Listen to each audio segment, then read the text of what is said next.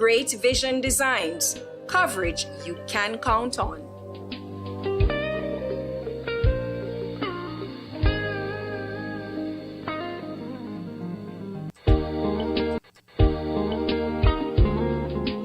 At Great Vision Designs, we value our customers and provide cutting-edge customer service. Great Vision Designs specializes in television broadcasting and live streaming of funerals, sports events, weddings, meetings, shows, and more. Call us today at 722-6542 or 726-9914 or follow us on Facebook and YouTube. Great Vision Designs, coverage you can count on.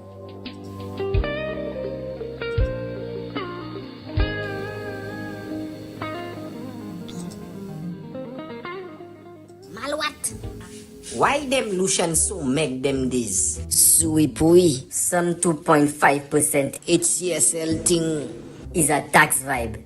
So what that have to do with people getting meg? But just now, to me them people paying VAT already. Exactly. The tax is calculated on the cost of goods, so one time the price go increase, Uma. The Lucians end up paying more than 15%. Mama! Gasa, just imagine $100 go buy less groceries. People getting poor. Things like rent and utility bills go also increase, Gasa. Real Malawi vibey? All them things the people doing to stay healthy, like gym, healthy eating, and safety and security, go be harder to get because people ain't have money. Partner, if them people ain't have enough money, they ain't go have leftover food for us to eat. The bins go be empty. Wow! Things real happening to them Lucians. Look out for us again soon. We go show you all more.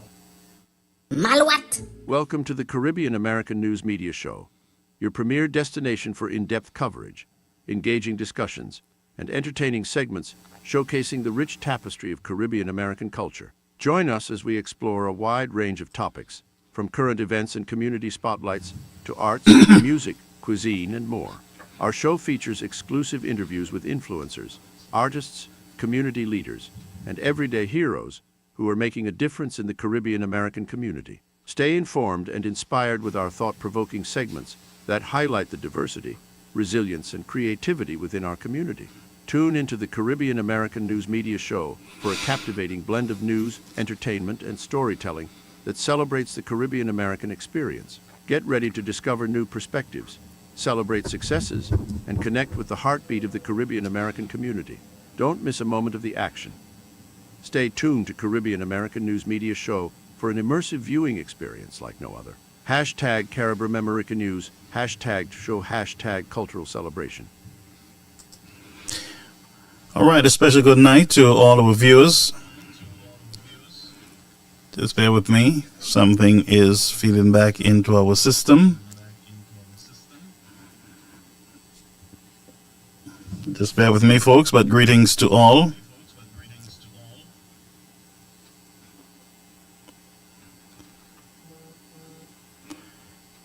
Welcome to the Caribbean American News Media Show, your premier destination for in-depth coverage, engaging discussions, and entertaining segments showcasing the rich tapestry of Caribbean American culture. Join us as we explore a wide range of topics, from current events and community spotlights to arts, music, cuisine, and more. All right, we are back. So greetings all. Welcome to Caribbean American News Media Platform. We are live on the air. Good evening. It is 7:17 p.m. In our studio here. Well, we are underground in a bunker, of course. But we want to greet those of you who are viewing from the Eastern Caribbean, wherever you're viewing from. Greetings to all. We had a glitch with our GVD TV network, channel 115, from my end. When I reset the entire system, I did not cater for the GVD platform, and I do apologize for our viewers there on Flow channel 115, that is GVD TV, one of the networks that you should be viewing every Tuesday night, and by the way, all the time, but we do apologize. Please share the message so that our friends will know that we were on on our platforms. Greetings to those of you on our YouTube channel. We have over there Catherine Maffei and Gloriana and all my brethren over on our YouTube channel, Facebook. I see Ambassador Fletcher over there. Greetings to you, Elizabeth, Joseph, Petra, Matthews. Greetings to you, Elita. Greetings, all those who are logging in. I can't call all the names. Randolph, wherever you're viewing from, folks, we are here tonight and we want to give God the thanks, the praise, and all glory that is due to his name, not our name, to his name. And you better believe it, friends, that in him we move, we live, and we have our being. It is very important when you go out, friends, or when you get up in the morning, that you acknowledge him as your creator, because it could be your final day on the earth. Yes, my friends. So give him some praise, give him glory. He truly deserves it. Please share the live. Me do the best mo chape, Lawrence yape. Kose Francis Lama, where Martin, come Martin. And Lydia, and Jean France. You can even tell. And look, my brother from another mother. Bravo, greetings to you, my friend. Greetings to all. Please share the live as you come in to our platform. And my friend over there in Canada, Norencia, who always supports our program, sending in her stars and everything to maintain the program, ensure that the program stays on the air. We want to thank you so much for your support there, and season's greetings to all our brothers and our sisters on the platform. Now, you know, I always give you a little something from the Bible when you come here, and you know, I am not ashamed of the gospel. I'm not ashamed of the Bible. I'm not ashamed to be a Christian, friends. When I look at what is happening in our world, I look in our society, friends, I have no doubt that I'm on the right track. I have no doubt that, you know, I am doing what I supposed to do. All right. So let me just read a passage here from the wise man. That is Solomon, and that is in the book of Proverbs 12 and verse number 15. Proverbs 12 and verse number 15, it says, "The way of the fool is right in his own eyes, but he that hearkeneth unto counsel is wise." Let us just read that again. Proverbs 12 and verse number 15, and I quote from the King James Version of the Holy Bible, "The way of the fool is right in his own eyes, but he that hearkeneth unto counsel is wise." And Shaimun Kipakota counsel, advice, and to their own detriment. But the wise man says it's a good thing, it's a wise thing for you, friends, to consider instructions, to consider wisdom, to consider counsel, you know. And so I also listen to the counsel of my people on the platform. When their counsel does not align with my faith, I not in that. Once those counsels are going to compromise my faith in Christ, Mavli, Chibi, Pamineba, all right? So I don't like the idea of having enemies. I don't like the ideas of hating people. I don't like the idea of, you know, doing harm to people. So I am here tonight, as sincere as I am, my friends, to be with you. Like I promised you that I was going to be here. I promised you a few years that I am here for a purpose and a reason, and I will continue on that purpose and on that reason until the Lord says to me, Dubut. All right. So a special blessings to all of you here with us on our media platform. All right. Just give me a minute. I'm trying to do a lot of stuff here at the same time. Okay. I hope that came through. Okay, I think it came through. I heard a little noise. So share the live, folks. I'm going to check the monitor to see if you are sharing. Let me do something here first. Let me do something here while you are sharing. All right. And to Mr. Sutter there in New York, greetings to you. Okay, so let's just start because there's a lot happening in our world today. Jean France just came in, all right? So Shed Alive and Tag a Friend. So folks, you would have heard of a lot of stuff. You know, I can't keep up, to tell the truth. And I was speaking to Gregory Charles last night, and we were saying to ourselves, we just can't keep up with all the drama and the developments that are happening in the country. It is so much, and I wonder sometimes how you as citizens are living under these conditions. How you are, how do you feel? To be hearing all these things. There's like death is on the roads, death is in every corner, death is everywhere. Bad news seems to be lurking all around the country, and people just want relief. People just want some sense of normalcy in the country. And I will tell you, as a Christian, if you're looking for normal life and normal everything, you're not going to get it. Those days are long gone, all right? And there are perilous times that are going to come upon the people. Men's heart failing them for fear. The love of man will wax cold, and people don't care about anything. People don't care about themselves. People will hurt you for no reason at all. They would say evil things about you without any proof. I am telling you, you're living in a very wicked and dangerous times. And if you don't find yourself some resting place, I say to you, there is still a place of quiet rest, and that is near to the heart of God. When you're not grounded in anything, your heart is shaken. You are afraid.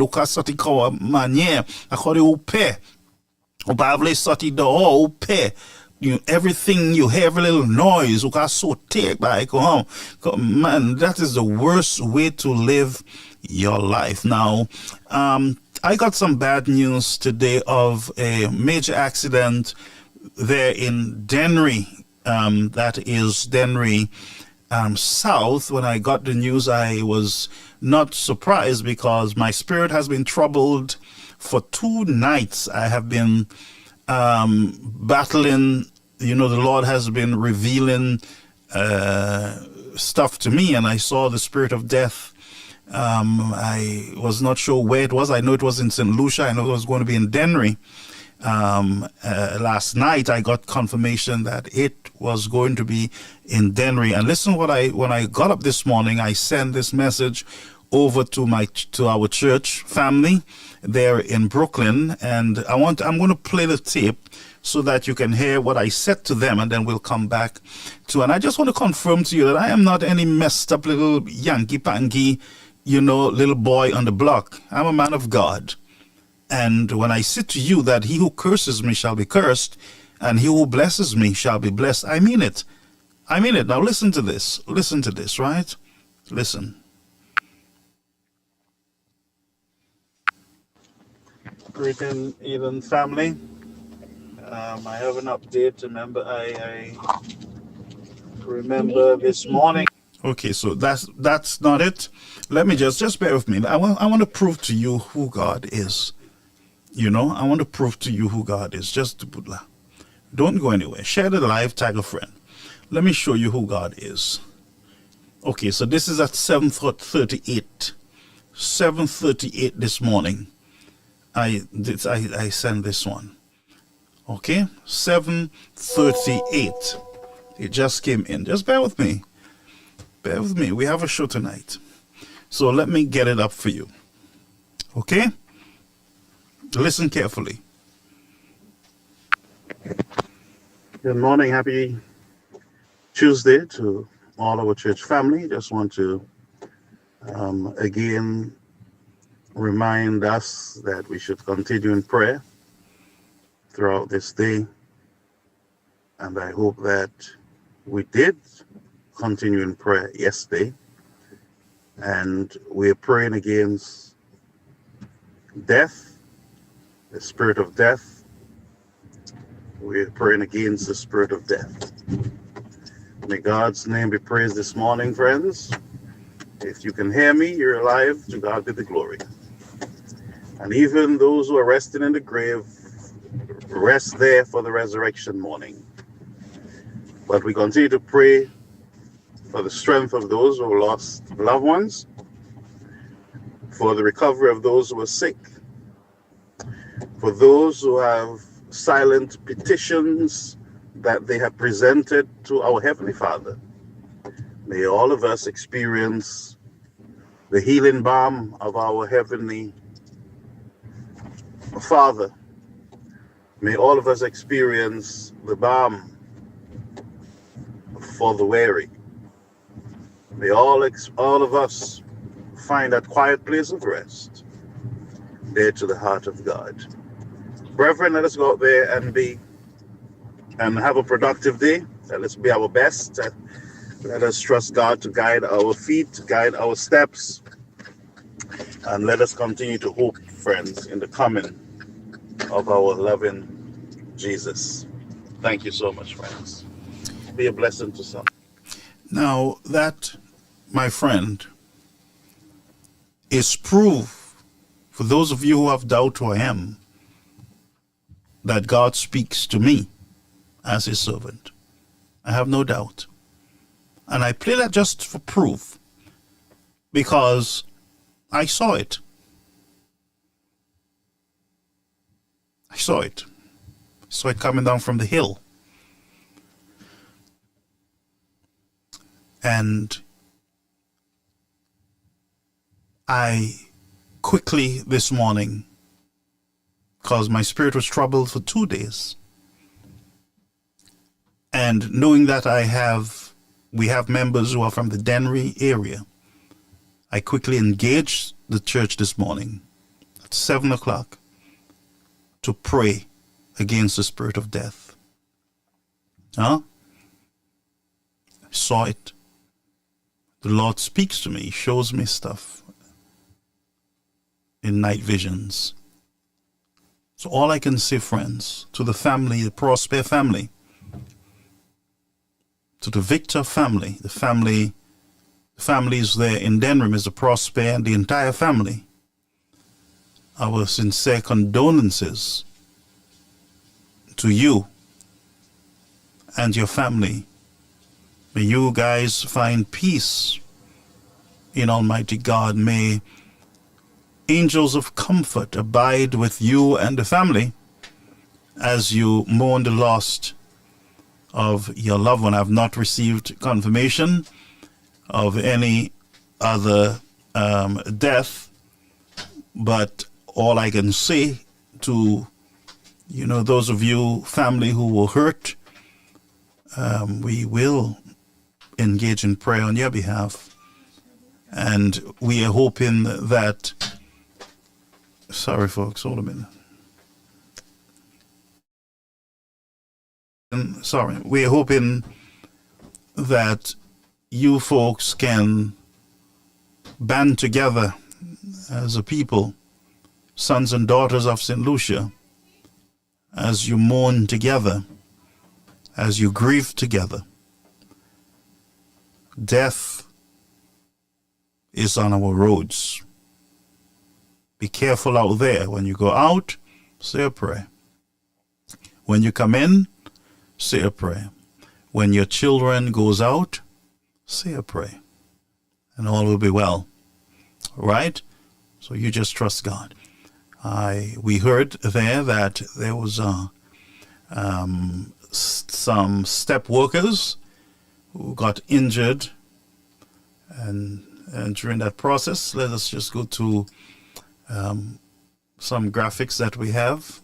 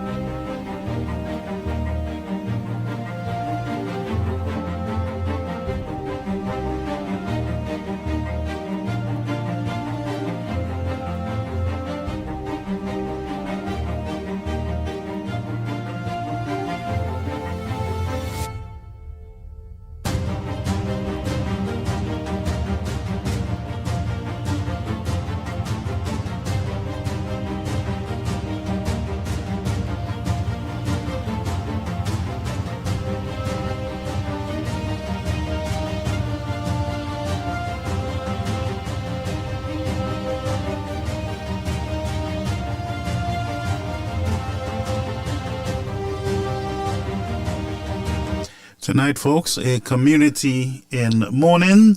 That's Denry South, a deadly accident. I believe a truck ran off the road, ran into some of the step workers in Denry South. And tonight we mourn, we grieve, we feel the pain of our brothers and our sisters there in Denry. And we here at Caribbean American News stand with the people of Denry at this time, the people of St. Lucia, as they grieve the loss of their fellow brother. And I'll tell you, I know him very well. We grew up in the same church, even though he left at some point. I saw him when I visited last year. Also, we worked together when we were younger, little boys, worked with Mr. Richards, Fofos. In Denry, we worked construction, young boys, and we would always be troubling him, troubling each other, and we would sing together during lunch, myself, him, and Ed John. We would sit there and we would sing together, and he has a high tenor voice. He has a beautiful voice. And, he will be missed, I'm sure, by his family and the people, the community of Denry, especially the fishermen there at Daito. You brothers in Daito, the fishermen, want to convey our sympathies to you on the loss of your brother, your fisher folk, your brother, your friend. Again, to the family, deepest condolences. Let me just go back to this clip because I think I want to play this clip again for some reason. I got the message, the final vision last night in a sleep, in a deep dream about the destruction in Denry. And it has never been so plain to me and real. I saw clearly. And as I said to you, for those of you just logging in, I reached out for 7 o'clock this morning, having received the vision from the Lord Jesus Christ. I quickly reached out to the membership through our WhatsApp church group and engaged them at 7 o'clock this morning before the accident. And I'm going to play it one more time.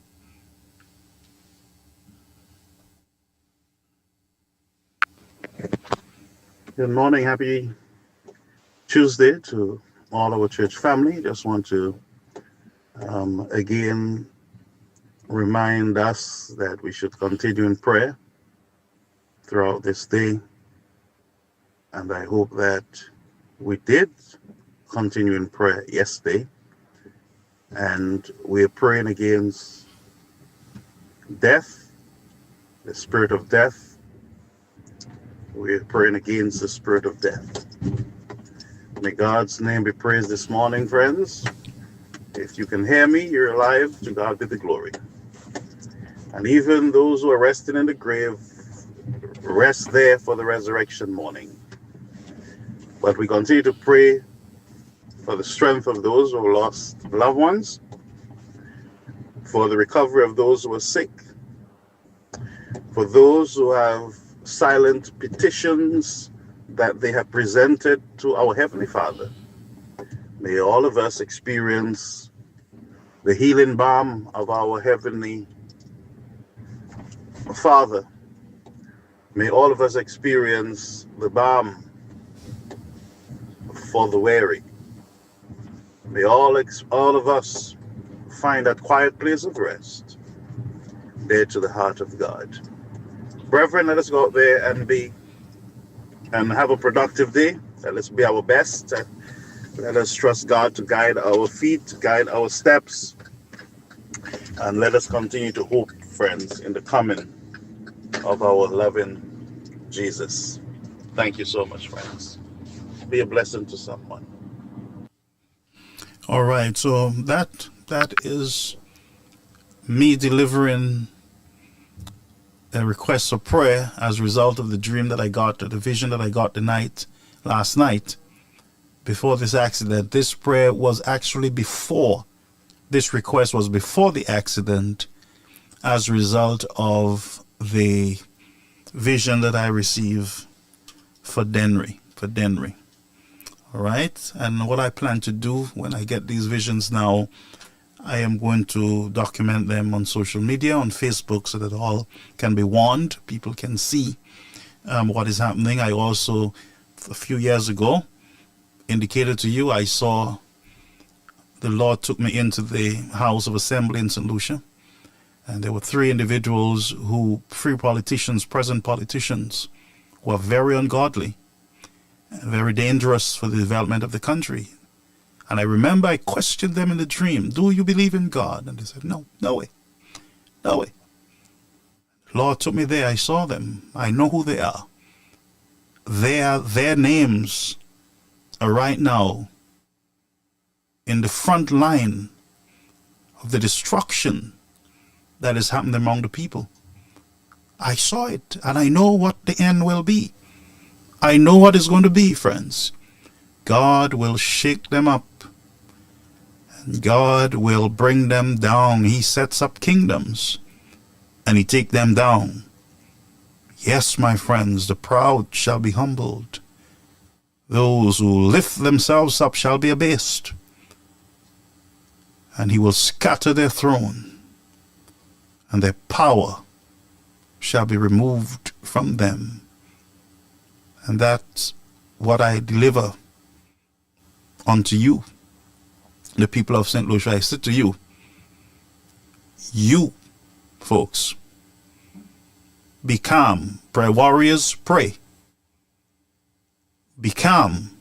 Be focused. Know that the end is at hand of ungodly men. I'm not saying that there is no ungodly men in the UWP and other places, and all I'm saying, but I'm telling you what I received, and that is what I deliver. All right, so let's move forward with our business here on the platform. Okay, all right. So many of you would have heard of the CIP situation in the country. You saw Mr. Martinez came out.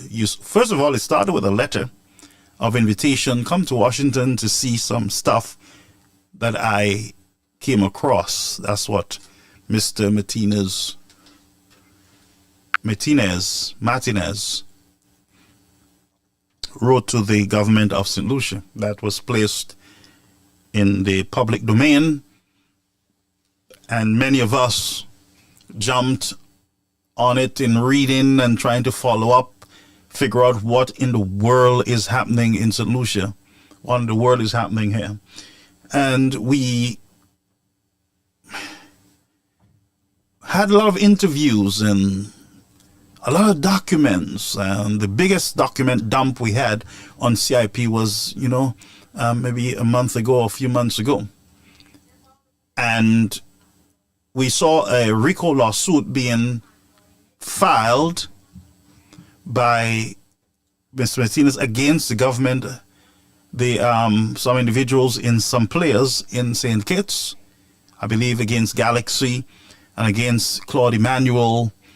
And we saw that those movements, we saw where Mr. Healy came out making a statement to the nation, which left the people more confused. We saw press conferences where people were accused, and there was a whole sort of stuff going on where the youth citizens were confused because the Labour Party government says to you that it is the United Workers' Party mischief. They're the ones who are trying to destabilize the government because they're hungry. They're hungry for power, and they just want to mess everything up for us. And there is nothing to see here. That's what they were saying to us. And I remember one journalist asked Mr. Hilaire for an account, the amount of files that was given to Galaxy or BMAX. And he said, well, I can't give you. I got to talk to them first. And we never heard anything after that. And it just went on and on and on and on. So what we saw last week was Mr. Martinez coming out and say, look, I am going to pull back the RICO lawsuit because they sent kits. The individuals in St. Kitts who were part of the RICO lawsuit, and Claude Emmanuel in St. Lucia filed, or their argument was that they were immune because they claimed diplomatic immunity against the lawsuit, which complicates it. It's more expensive and it's longer, and it's a whole long drawn out matter. So remember that they're not filing to say that they're innocent. The argument is not that I'm innocent and I'm being lied on. Remember, the argument is we are claiming protection. And I'm going to speak on this very slowly so that you can understand what is really happening here.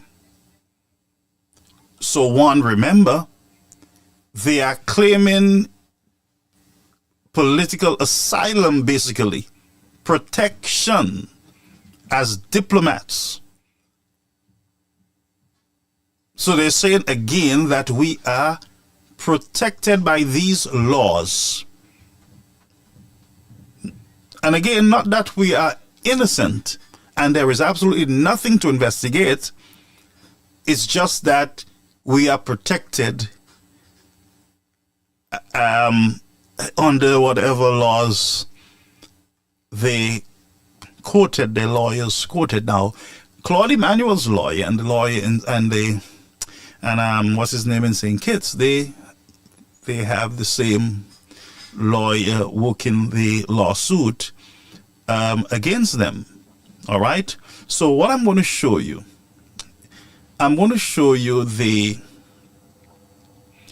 the document from the court. All right. I'm going to show you the document from the court. Let's see if we can remove so that you can see it. And I will show you exactly what these folks are claiming. Now, if you have eyes to see, we're going to go through this document slowly, right? So it's a document that was filed on the 11/01/2024. This is a new document that Ms. Martinez filed and saying, look, I'm going to withdraw the RICO lawsuit. Okay. Now I blow it up big so that you can see it. So I'm going to see if I can blow it up a little more. All right. So at least you can see. Good. So let's go to the document. This is the United States District Court, the Middle District of Florida, Tampa Division. All right. This is the United States District Court. And you see the case there. It's against MSR Media plaintiffs. The case number 824CV012848. Sorry, KKMAAS. We're not going to read everything. And we see the cases against plaintiff, that is MSR Media, this is Ms. Martinez, and Lescan, defendant. So there is a motion here that was filed. The motion is filed by the motion is filed by the lawyer representing Claude Emmanuel and Mr. Douglas. And here's what it is saying, right? This is defendant motion to dismiss on immunity grounds. So they're asking the court to dismiss the case because we have protection. We have protection. So you will see Claude Emmanuel's name here, the defendant, and you have Dr. Denzel Douglas. And you also have Carib Trust Limited. You have some other names, okay? We're going to go through this quickly. And all the blah, blah, blah. May 23rd, the different entries. Okay, let's go slowly so that you can see it. Preliminary statements or statement. So the plaintiffs seek to act as roving prosecutors and impose U.S. law on the what? Legislative Act policy. Okay, so they're claiming here the lawyers did their homework, of course, and they saw something that they can pull on the case. And so they said, look, we're going to file immunity. We're protected from this whole RICO lawsuit. And in this lawsuit, and I'm just documenting it because it will be stuck in the social media for a very long time, what you see here is, the arguments, and they're saying to the court, these are the reasons why you cannot touch us. We cannot be in your court system because we are protected on this provision as diplomats of a foreign nation. And so we see the background. They're just giving you the background, saying Kitts is a small country located in the Caribbean. It is a member of the British Commonwealth and operates on a parliamentary system. These are just stuff, you can always read them up. But we don't need all that drama. I'm just trying to build a case here, all right? So it says St. Kitts has operated its CBI program for decades. Just giving you a back history, that's all they're doing. Then you have the board appointed. It says the St. Lucia CIP is governed by the Citizenship by Investment Board, appointed by the St. Lucia Cabinet. And you have Claude Emmanuel, who is the CEO of the program.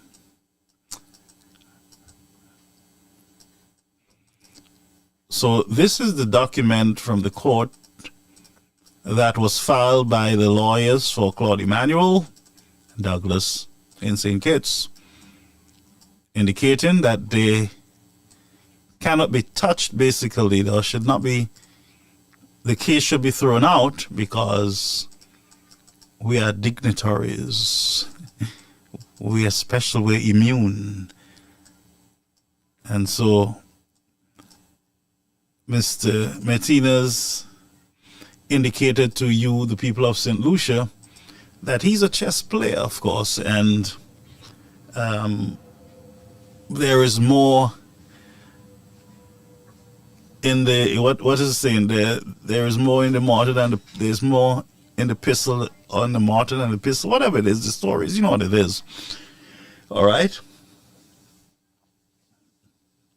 So let us go now to a statement from the Citizenship by Investment program. Now remember, we couldn't get anything out of them. They were not responding to questions. They were just dead silent. You heard nothing from them.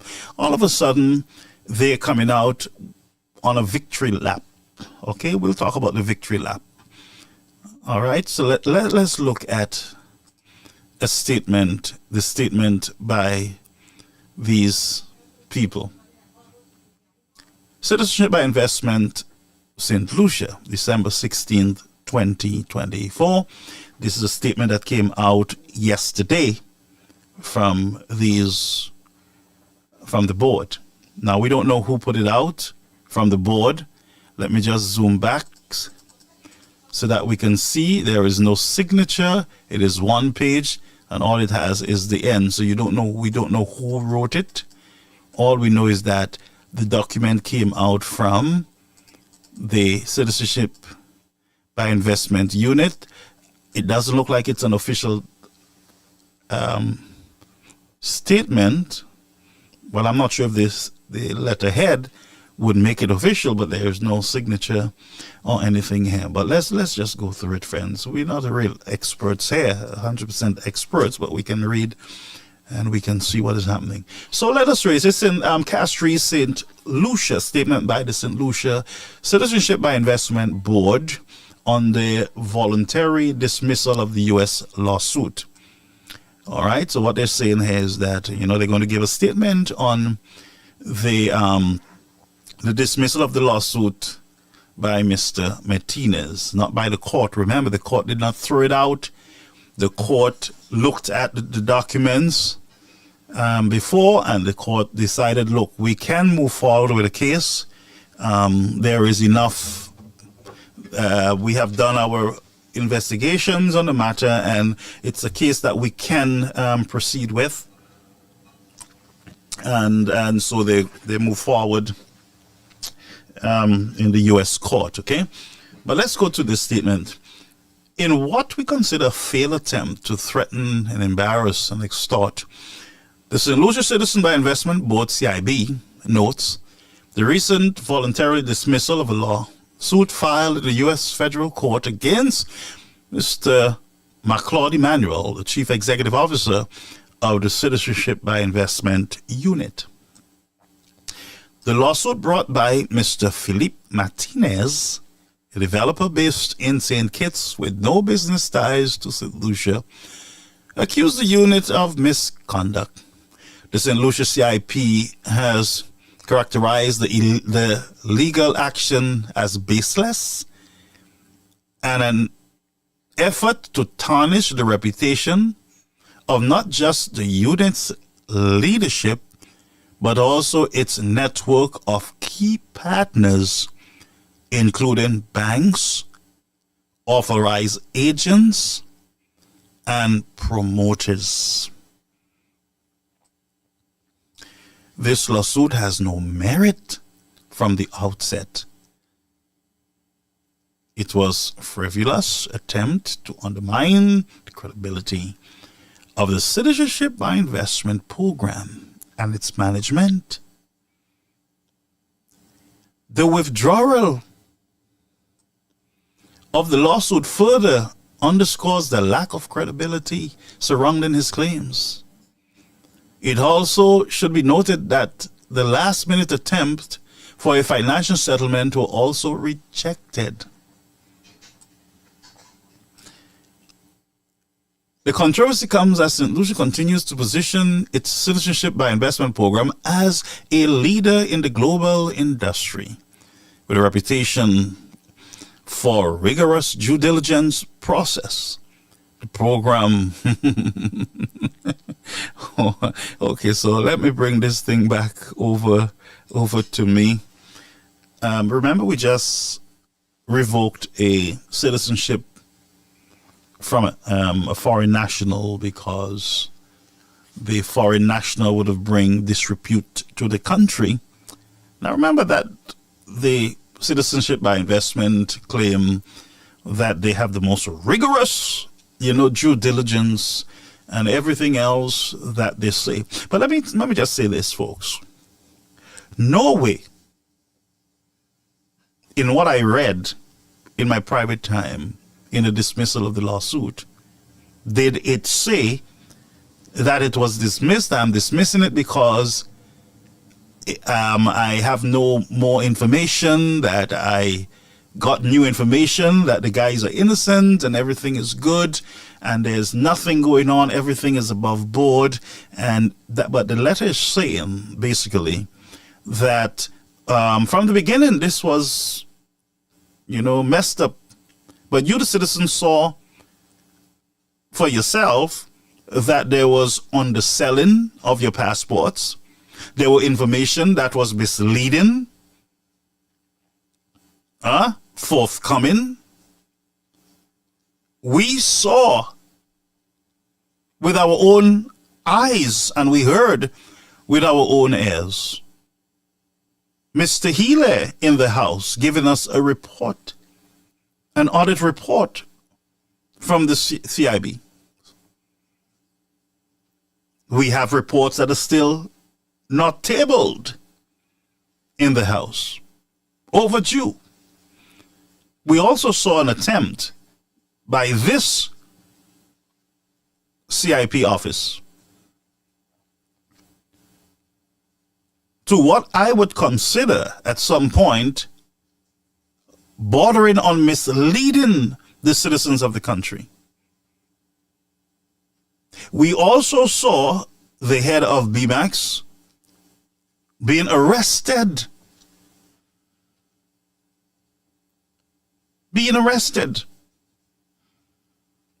Due diligence, an investigation that was going on for years. We also heard in a retroactive gazetted release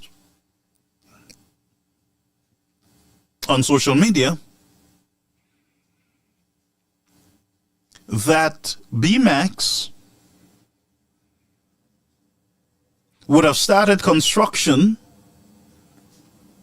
of low-income housing in Castries, I believe Rock Hall, and it would have phase one of that construction would have started earlier this year. Now this year is about to end, which means that houses should have been gone up. You guys should have been seeing a lot of movements in Rock Hall. And my question is, St. Lucians, have you gone to Rock Hall to see if BMAX, if they're really building stuff up there? Have you gone up there? Because there's an agreement. There's an agreement that was signed.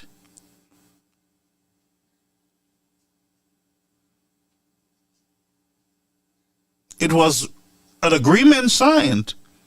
Passports, files being issued for the project. Did you get a report? An update on what in the world is happening up there? What about the hotel that was to be built by Galaxy? How is that going? How is it about finishing?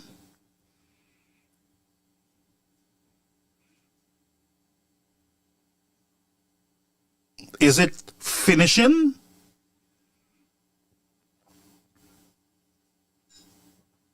What about the underselling? Or what we would consider the over issuing of files for a project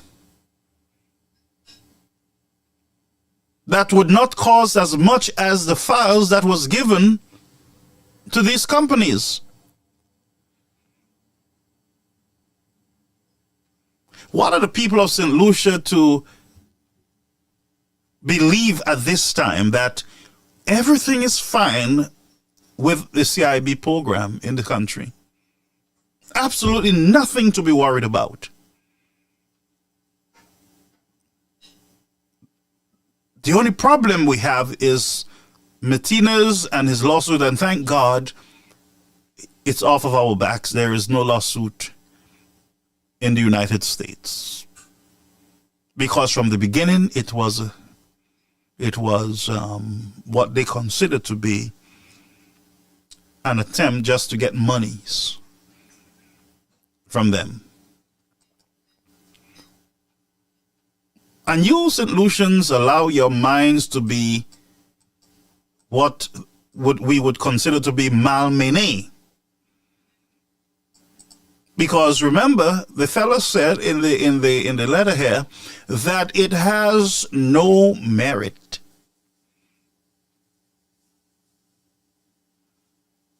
And it says the withdrawal of the lawsuit further underscores the lack of credibility.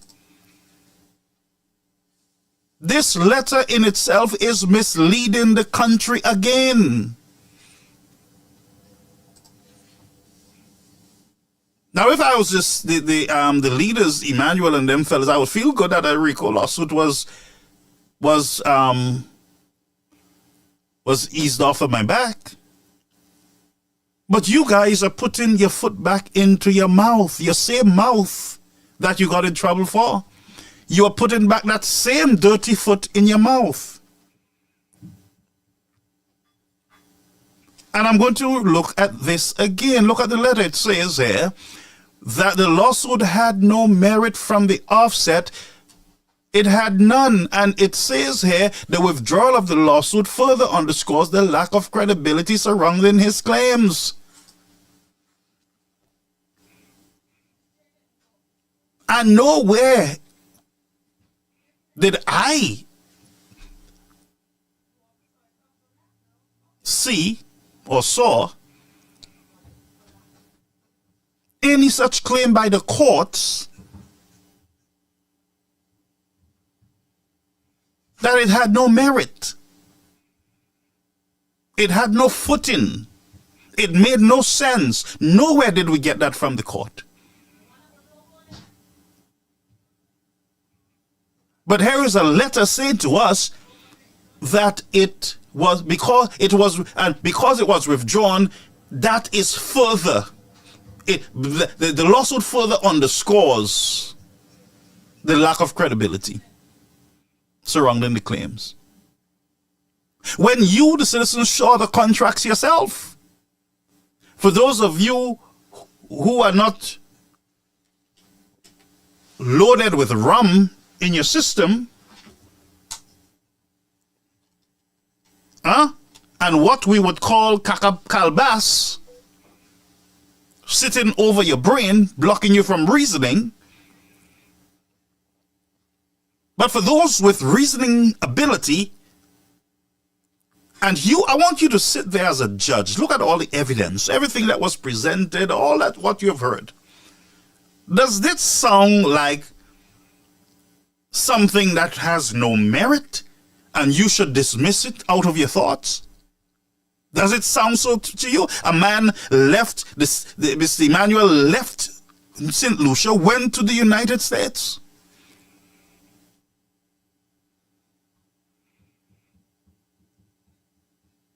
Government spending thousands of dollars to defend Emmanuel. And by the way, we hope that they can tell us how much they spend.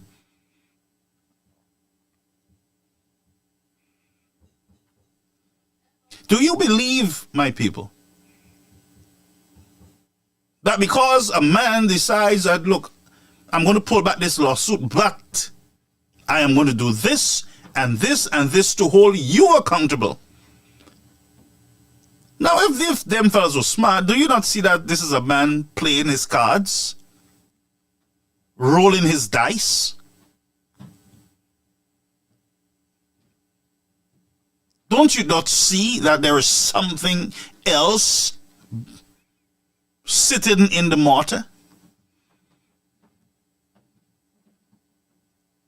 That you coming out celebrating, and I had SOP who called me and said, you see, I told you.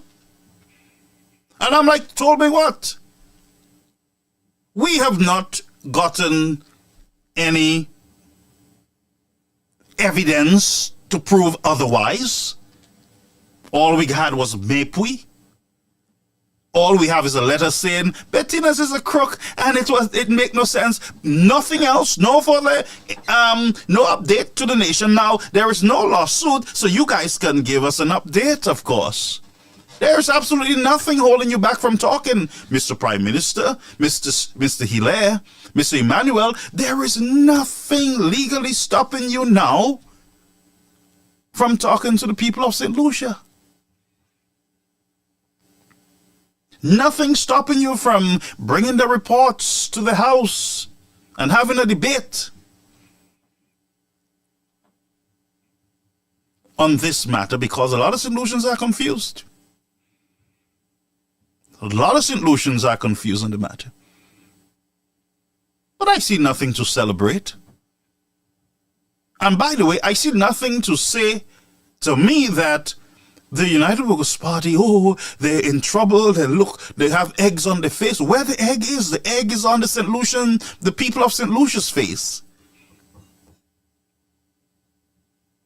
Files upon files representing millions of dollars.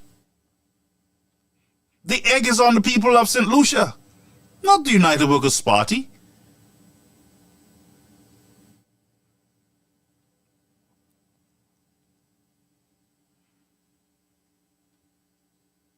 Not the United Workers' Party. Because if it was not for the pressure from the United Workers' Party, I am sure you guys would have been continuing on your merry way.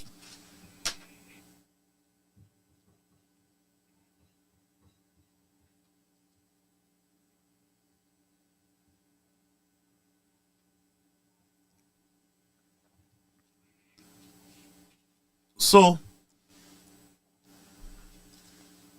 you're celebrating. And it seems to me that you celebrate a lot of things that you should not be celebrating. Huh? Let's just go to I believe I have a report, and I'll show you something about this SLP that I'm a little concerned about. I'm going to show you something, right? We're not on GVD tonight, so we're not going to have any breaks or anything. We're just going to go straight shooter on everything. Now, just last week or this week, the government opened a clinic. Remember, they closed the Castries clinic and they moved everyone to the old hospital, Victoria Hospital. And big ceremony, just like they did with the OKEU, a big ceremony with nothing going on. Here we go again. So they had this big celebration. We opening, yeah, look, we opening. Now, these are the same people who can't put medications in your hospitals, can't put supplies in your hospital, can't invest in enough scan machines in the country, seeing how deadly cancer and other diseases are destroying the people. They can't invest in that. But it's easy to put plaster on the sore, or maybe whitewash the building and make it look like it's brand new, state of the art. So they opened a new clinic and they were all celebrating until we found out, not so fast. A day after the celebration, the roof started leaking. Now let me tell you something. And you St. Lucians can correct me if I'm wrong.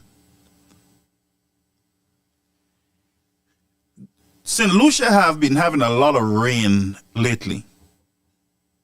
So I'm trying to figure out whether a rat just passed on the roof overnight after the whole celebration and the money spending in opening the clinic and naming the clinic. They're good at naming stuff and not equipping stuff or maintaining stuff. And so they opened the hospital.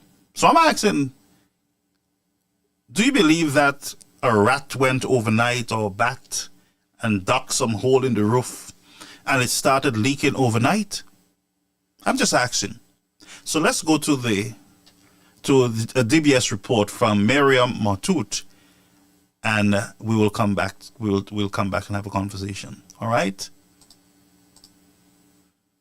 Polyclinic was officially opened on Monday 16th December. The services of the Castries Health Center, which was closed due to health and safety concerns, are being transferred to the urban polyclinic. However, reports of a leaky roof in the waiting room of the urban polyclinic have surfaced. Minister for Health, Moses Baptist, says that the Ministry of Health is aware of the issue. The waiting room at the Dr. Betty Wells Urban Polyclinic is a waiting room which has been there for a while. So hold on. So the waiting room at the Betty Clinic was there for a while. Now you would have thought that they are transferring services from a building that is broken itself into another broken building in itself to do the same broken services that the other broken building was doing. Now you would expect that there will be an improvement, moving the staff and those who use that clinic for their medical needs. You would expect them to move you from bad to good and not from bad to bad. Huh? You would expect that the government, the Ministry of Health, Mr. Musa, would send his people there, because I am sure that those workers at the hospital would have been reporting, we have problems here, there are leaks, there's this and there is that. You would expect that the government would send their technical folks first to investigate, to look at the structure.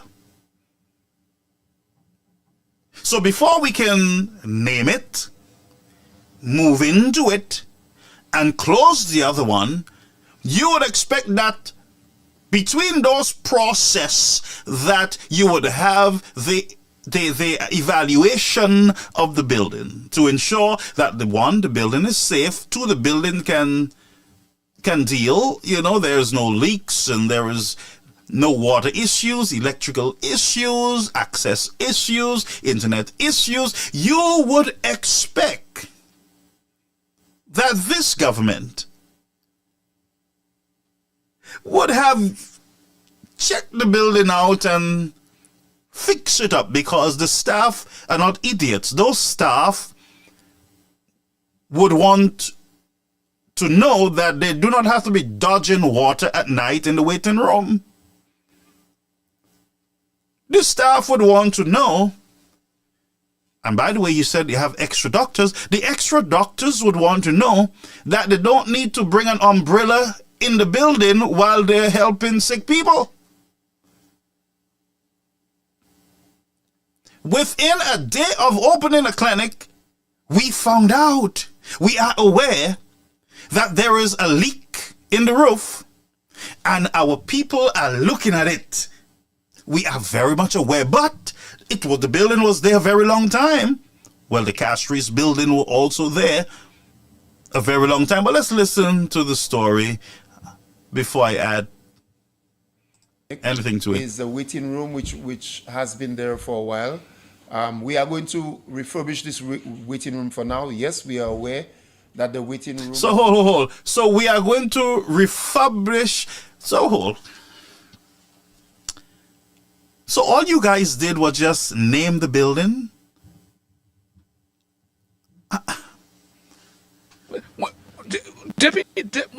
Mon passe après Major Betisa. So hold. I'm a little confused. What happened last week? Folks, you got to help me. I may not be following the news and not be up to date with what is happening up there, but I would love somebody to give me a heads up. What am I hearing? Am I missing something? Honestly, I need help. I don't want to mislead you folks.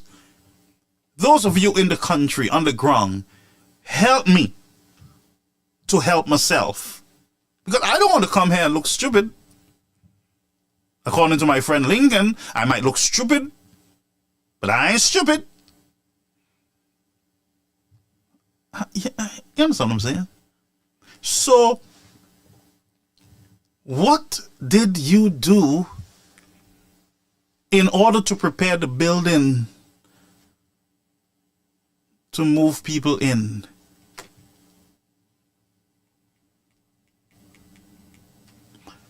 I'm going to play this again. And I'm going to play the whole clip again until I get it. Wells Urban Polyclinic was officially opened on Monday 16th December. The services of the Castries Health Center, which was closed due to health and safety concerns, are being transferred to the Urban Polyclinic. However, reports of a leaky roof in the waiting room of the urban polyclinic have surfaced. Minister for Health, Moses Baptist, says that the Ministry of Health is aware of the issue. The waiting room at the Dr. Betty Wells Urban Polyclinic is a waiting room which has been there. Okay, so hold, folks. I'm trying to understand this, so bear with me if I'm going back and forth.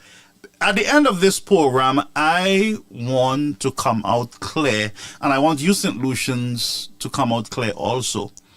So, Mavle Man Mene Sevelzo, I want you guys to, and I don't want to just talk because the SOP is in power and stuff like that. No, I don't want to put extra pressure on these boys, on them fellas.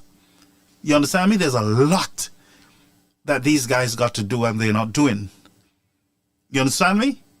So time is running out.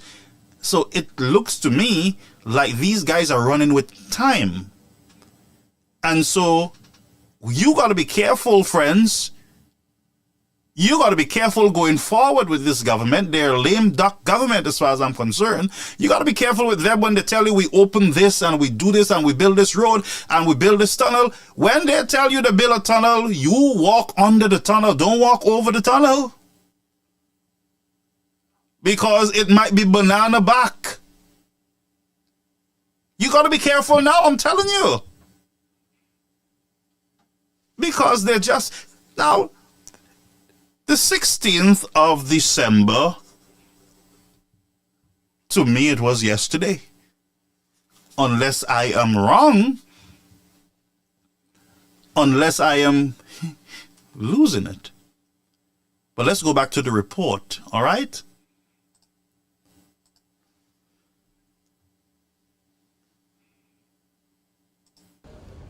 The Dr. Betty Wells Urban Polyclinic was officially opened on Monday 16th December. The services of... Okay, so I am right. It was open on Monday 16th of December. That was yesterday, folks. So we're getting somewhere. Okay? We're getting somewhere. Go ahead. The Castries Health Center, which was closed due to health and safety concerns, are being transferred to the urban polyclinic.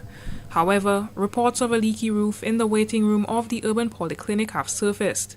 Minister for Health, Moses Baptist, says that the Ministry of Health is aware of the issue. The waiting room at the Dr. Betty Wells Urban Polyclinic is a waiting room which has been there for a while.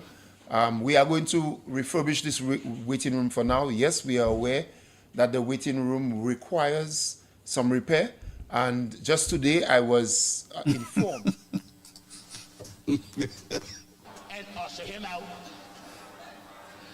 Take his microphone and usher him out. Take his microphone and usher him out. Take his microphone. Just a minute. Just a minute. Take his microphone. Usher him out. Take his microphone and usher him out. No.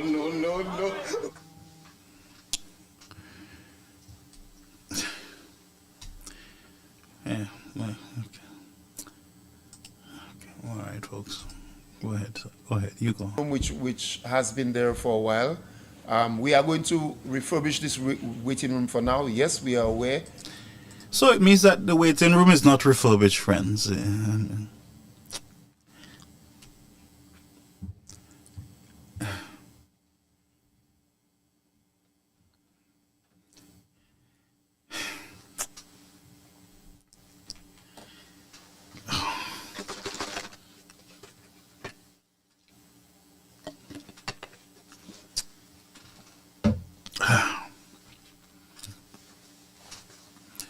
Okay. Okay, so let me get myself together because I felt just like shutting the system off and just go and take a rest because this thing is malmeaning my cerebral tonight. I'm trying to figure this out. On the 16th, the clinic is open. You're saying that you're aware that the waiting room have to be refurbished and we will refurbish it and the roof is leaking. We'll send our technical people to watch it. Where was these technical people when you were moving people into this clinic? Workers, staff, equipment. Where were these professionals?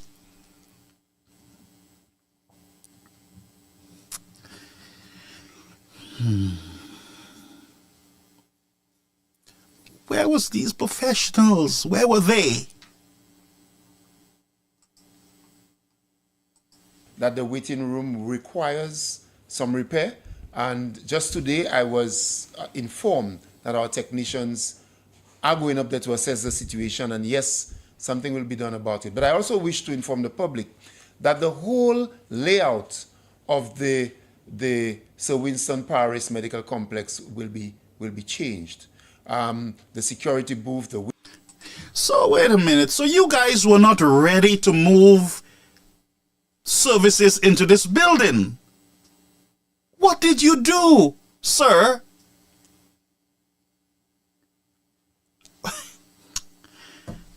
And usher him out.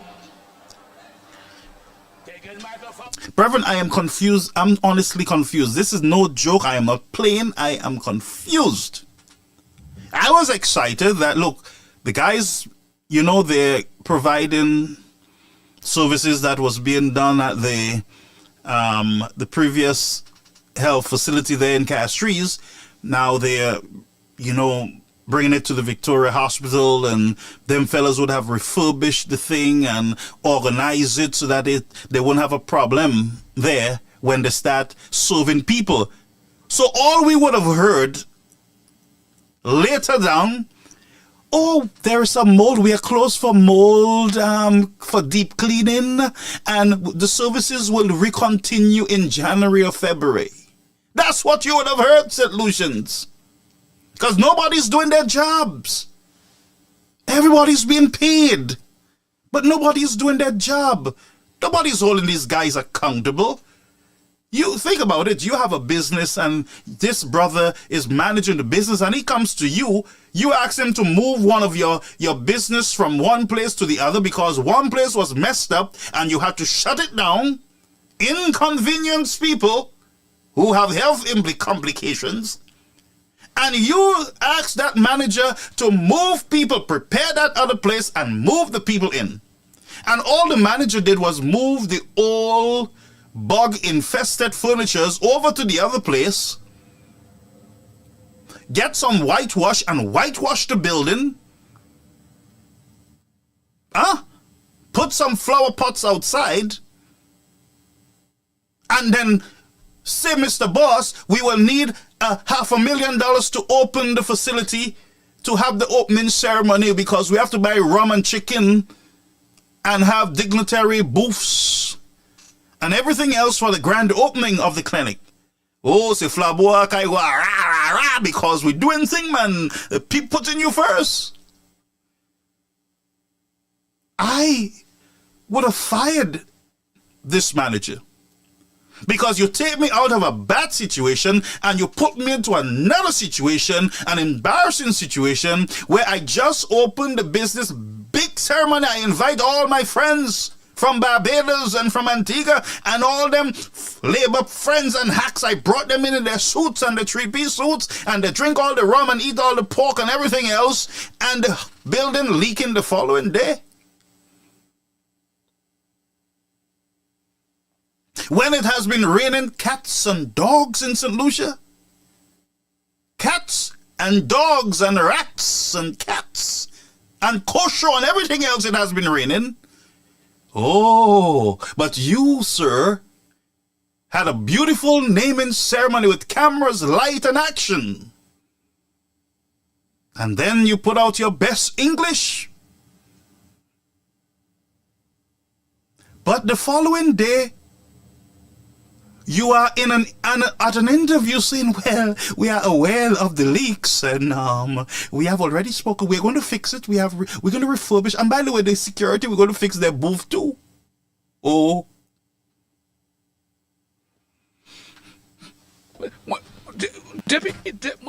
Mon passe après manger bêtise ça. So. Do it là, ou même. Do it là. Martin encore. Do it là.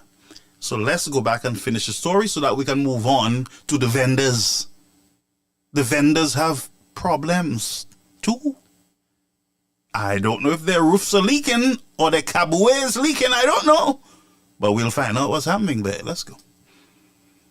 Waiting area, the car park, all of this will be changed.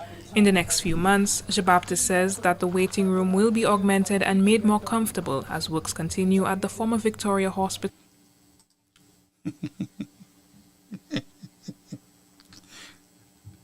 So works will continue.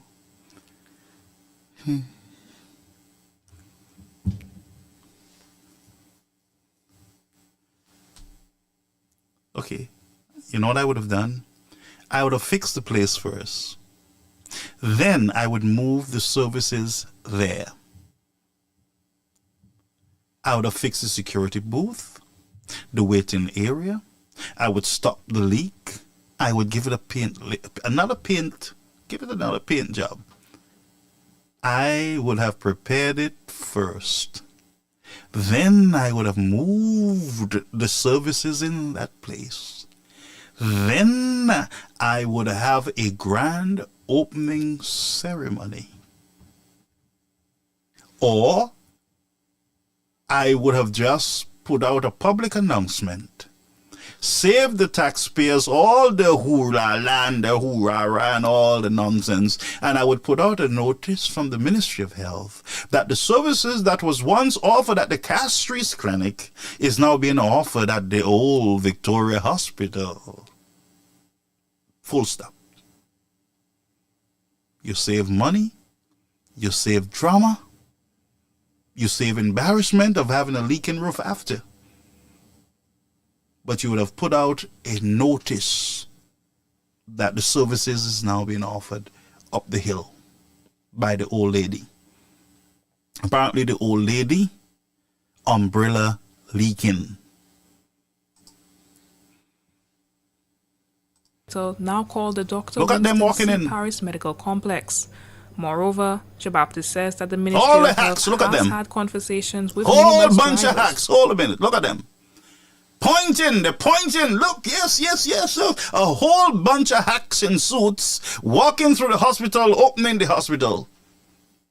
That is leaking and need refurbishment. Let me show you again. A whole set of hacks, well dressed in three-piece suit, pink striped suits, pointing left and the same thing they were doing when they went to visit St. Jude's. You saw all the hacks with hard hats and they're walking behind each other and they're pointing like they know what they're pointing at. Pointing, you see them walking, pointing, they see cameras and they're pointing, yes, look, beautiful, high, nice roof, and look. And they're pointing and they don't know what they're pointing at. Because if they were pointing, they would have seen a leaking roof. Must have had marks.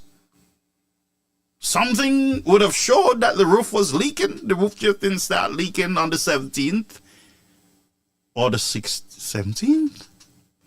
Or the 16th? Huh? Look at the hacks, please. Look at them. Look at them again walking up the steps. Look Has at them. had conversations with minibus drivers to Pointing. arrange transportation to the medical complex. Additionally, the Prime Minister has given a minibus specifically for the purpose of transporting people to the medical complex, especially for the elderly. There were 2 district medical officers at the Castries Wellness Center. We will now have 8 new medical professionals or doctors for the Betty Wells Urban Polyclinic. We have also... Reverend, I not continue with that because to me, I tell you the truth, that is kind of giving me acid reflux. Yeah, that one burning my stomach. I got to get medication because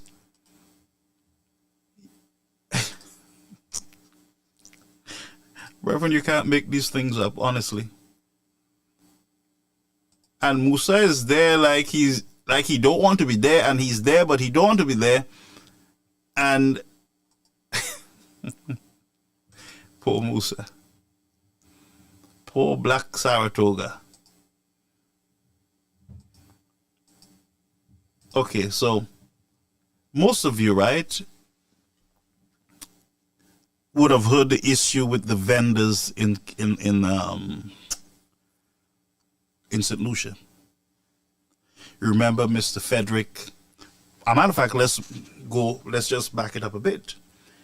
Do you remember that the mayor of Castries, Mr. Peterson, Mr. Francis, and the United States and the United Workers' Party government wanted to clean up the town, and they wanted to, put our vendors into a better,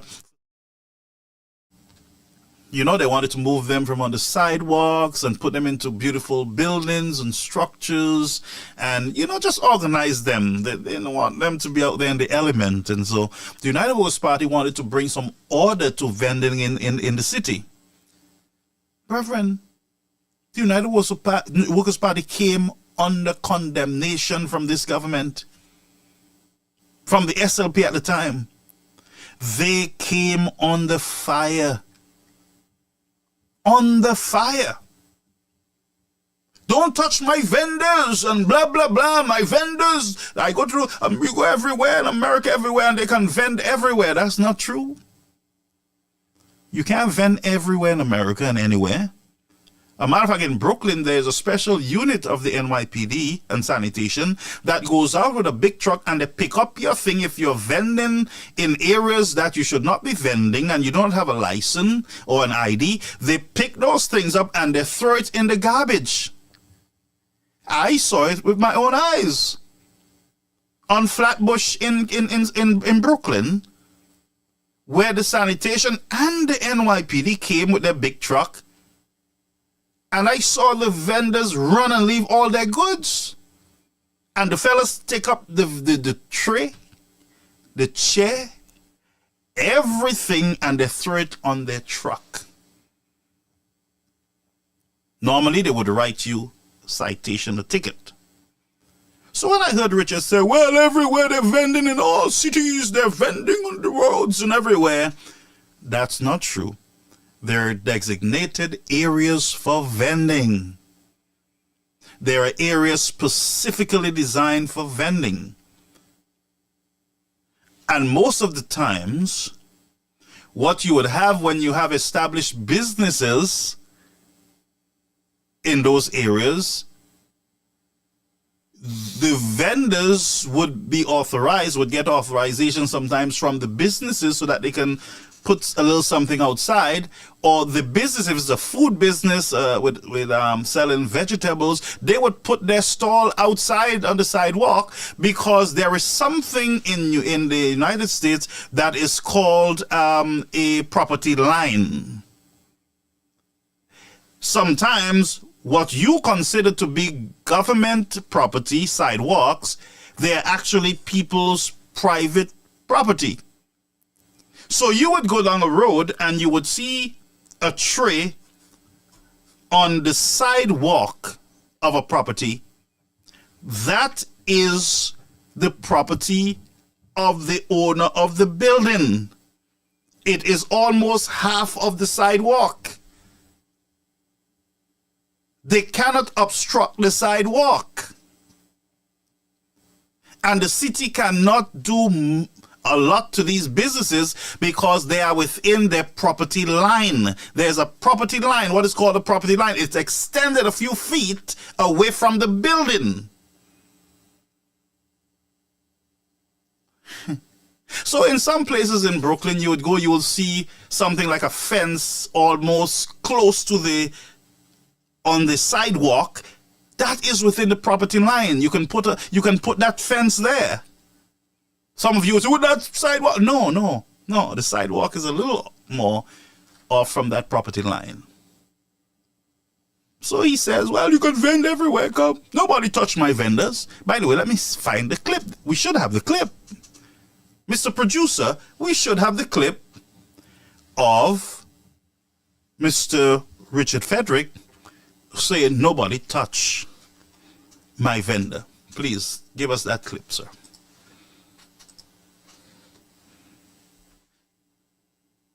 Around the Printree from by Parliament coming across onto Jeremy Street.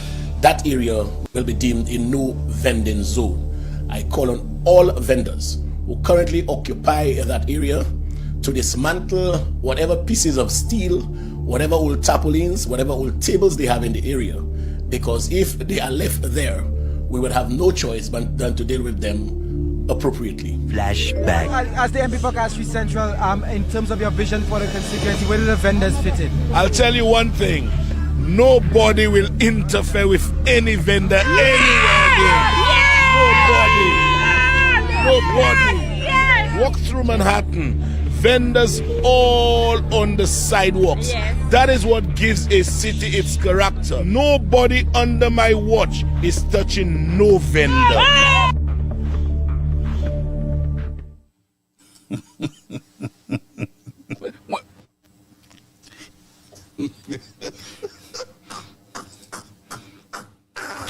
Now, you saw the vendors. I know you laugh. You like that. Hey, go ahead. Enjoy your laugh. Mercy. Enough mercy. So, okay, all right. I know you're happy. But listen. By the way, it's the season to be jolly. So, la la la la la, or sha la la la la la la la, you know? But listen.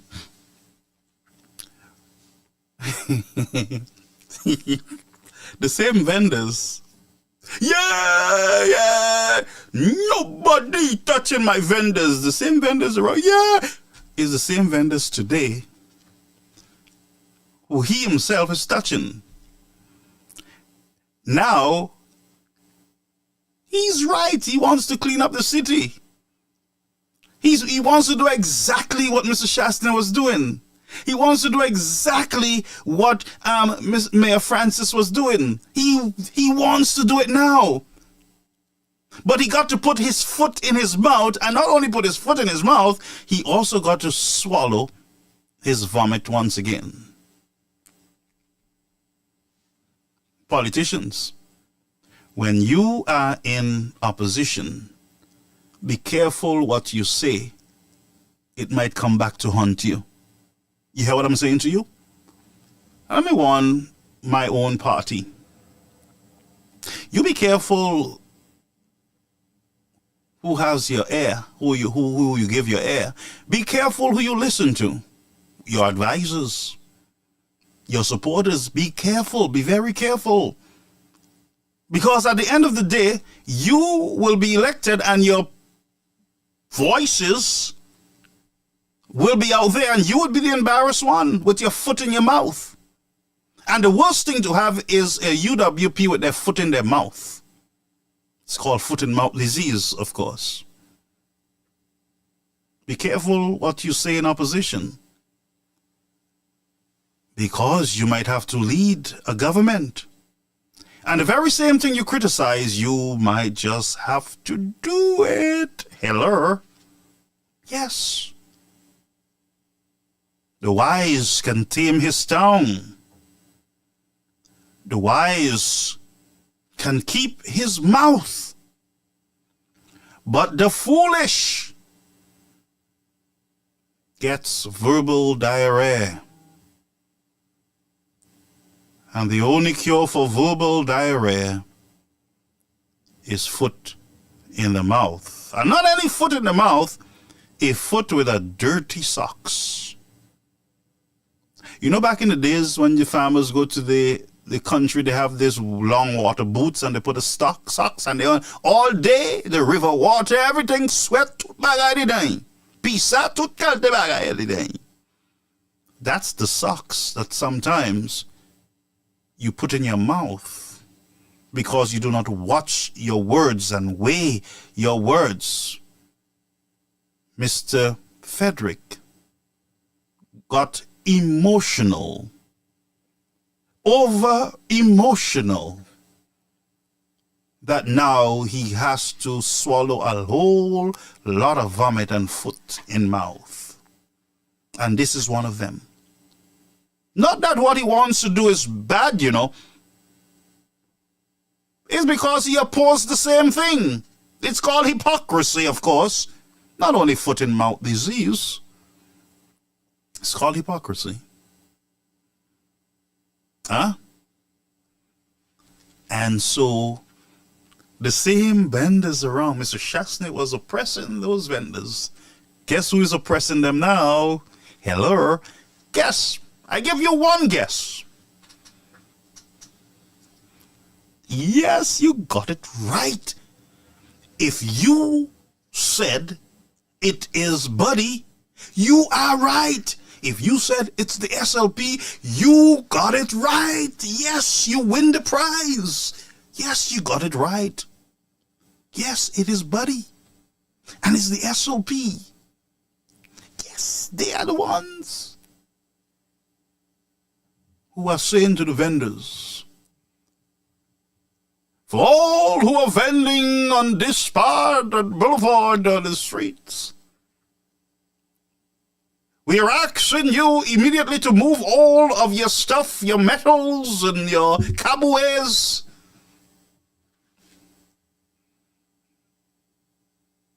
Move them, or if you do not move them, we as a government will be forced to remove them by any means necessary. And whether it is Mother's Day or Father's Day or Christmas Day, because don't touch my vendors.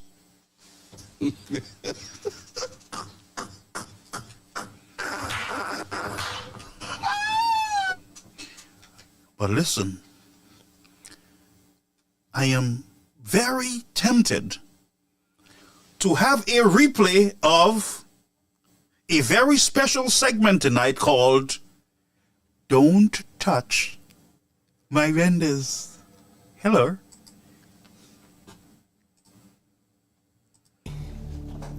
Right around the Printry from by Parliament coming across onto Jeremy Street, that area will be deemed a no vending zone. I call on all vendors who currently occupy that area to dismantle whatever pieces of steel, whatever old tarpaulins, whatever old tables they have in the area, because if they are left there, we will have no choice but than to deal with them appropriately. Flashback. As the MP for Castries Central, in terms of your vision for the constituency, where do the vendors fit in? I'll tell you one thing. Nobody will interfere with any vendor anywhere again. Nobody. Walk through Manhattan. Vendors all on the sidewalks. That is what gives a city its character. Nobody under my watch is touching no vendor. Well, I am not sure if they're under your watch or under your boots or under your glasses.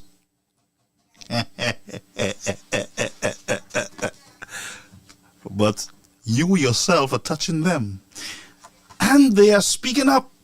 They are speaking up. Now, this is a young lady. I believe her name, I came across her live sometime today.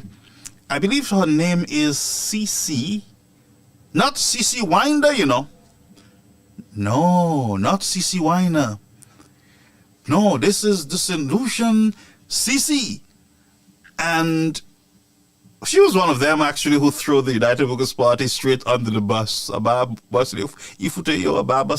I used to follow the campaign back in the days, and she about Bustler, but she has been speaking up, and she's not ashamed, she's not afraid. She has been speaking publicly on the treatment of what she considered bad treatment of the vendors. I believe she is a vendor herself, and she's very frustrated now with this government. The last time I think she spoke up, after a while she went quiet, but now she's back and she's speaking up, and it looks like the people are not liking it. The powers that be, they don't like it, and so she said a few things that I got a concern about: victimization. And you keep hearing the whole victimization. People are afraid to speak because of victimization. They might not get a step program, they might not get a shed, or they might not get a shop, they might not get some cutlass or a barrow. They might not get something in the country because they are vocal, and so people are just not speaking.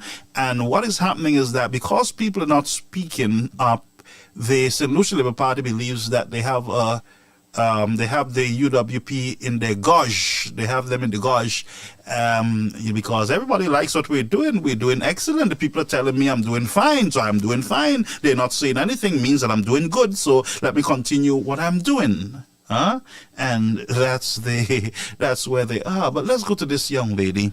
And, I respect people who speak up. And let me say something. Even though the woman spoke up against the United Workers' Party back in the days, that's her right. She has a right to choose. She has a right to speak up.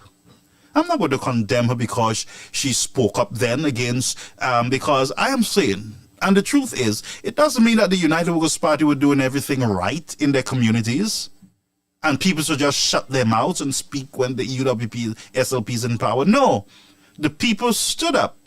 She stood up and she said, look, she had a problem and fine, good. We respect that. She's open. She has a choice and blah, blah, blah. Well, I mean, it is what it is. Might be true, might not be true. But she used her freedom of expression. And here she is again using her freedom of expression. Let's listen to her. Let's listen to her. Speak, sister. Goes on in this country.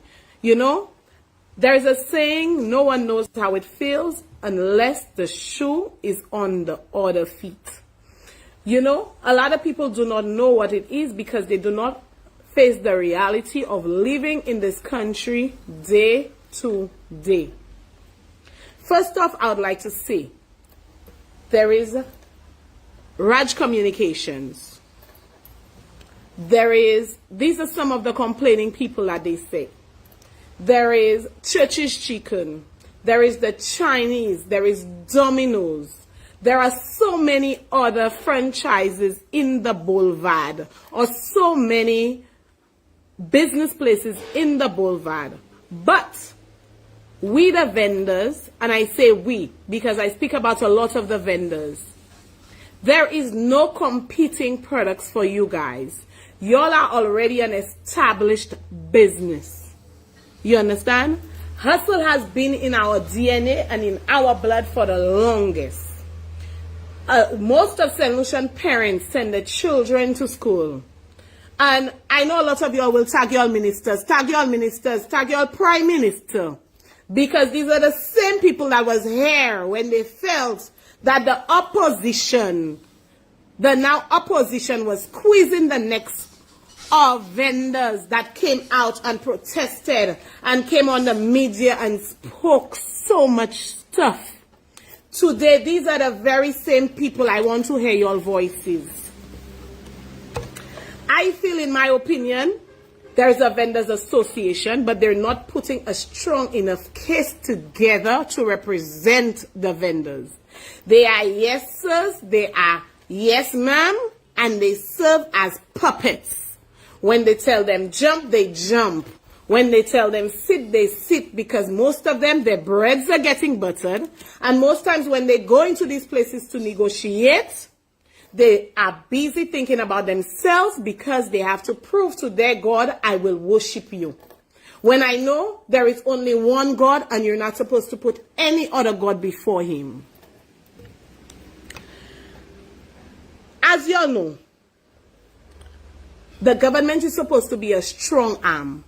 When we have business places in the boulevard threatening the government not to pay property tax because of another person, a St. Lucian, come in and earn a livelihood. This is despicable. That we have these barons, you understand me, that could come and hold the government officials, the councils, the people that are supposed to represent us by their necks and say if these vendors or people who come into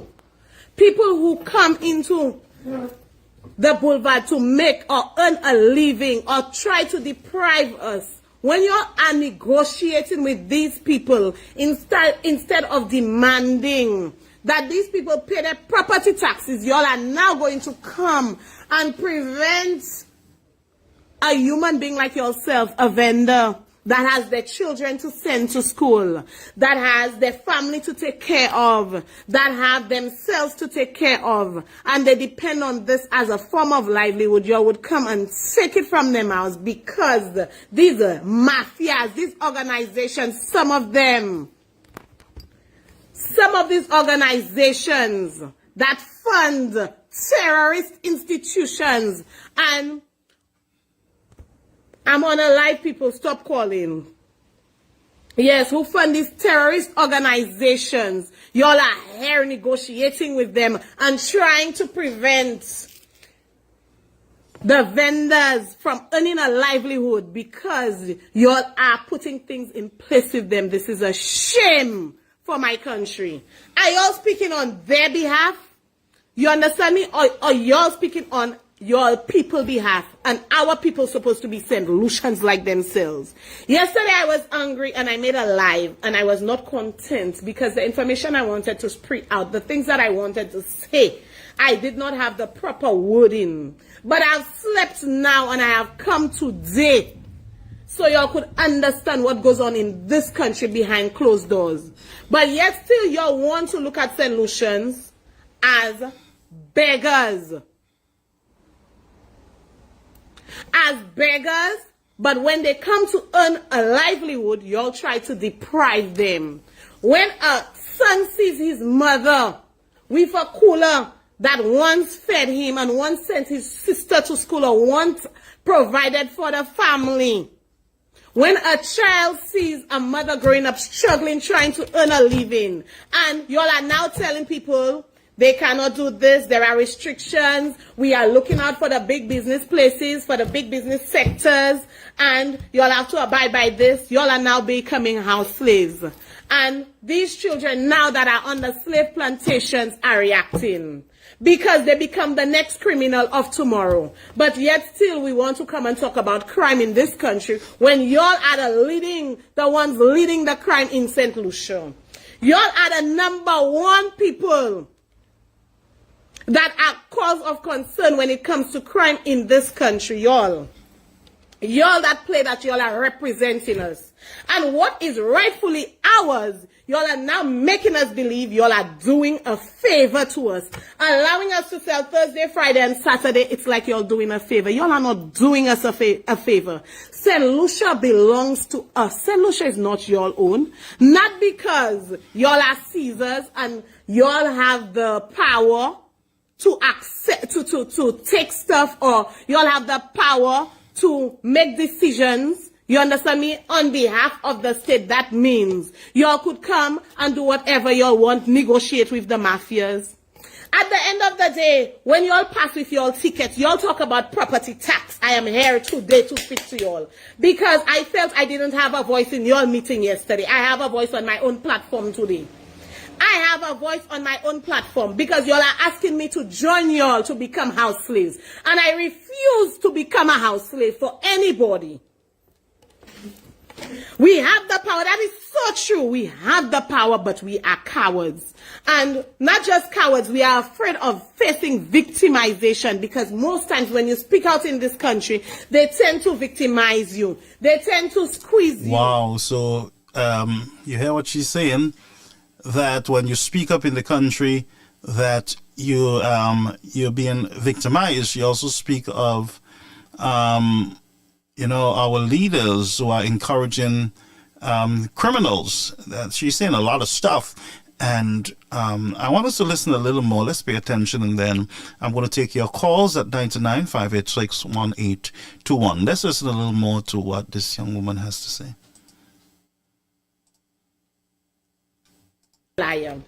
When we talk about house property tax, these people are paying property taxes. Are the vendors not paying a daily tax? Are we not paying taxes too, vending by the street side?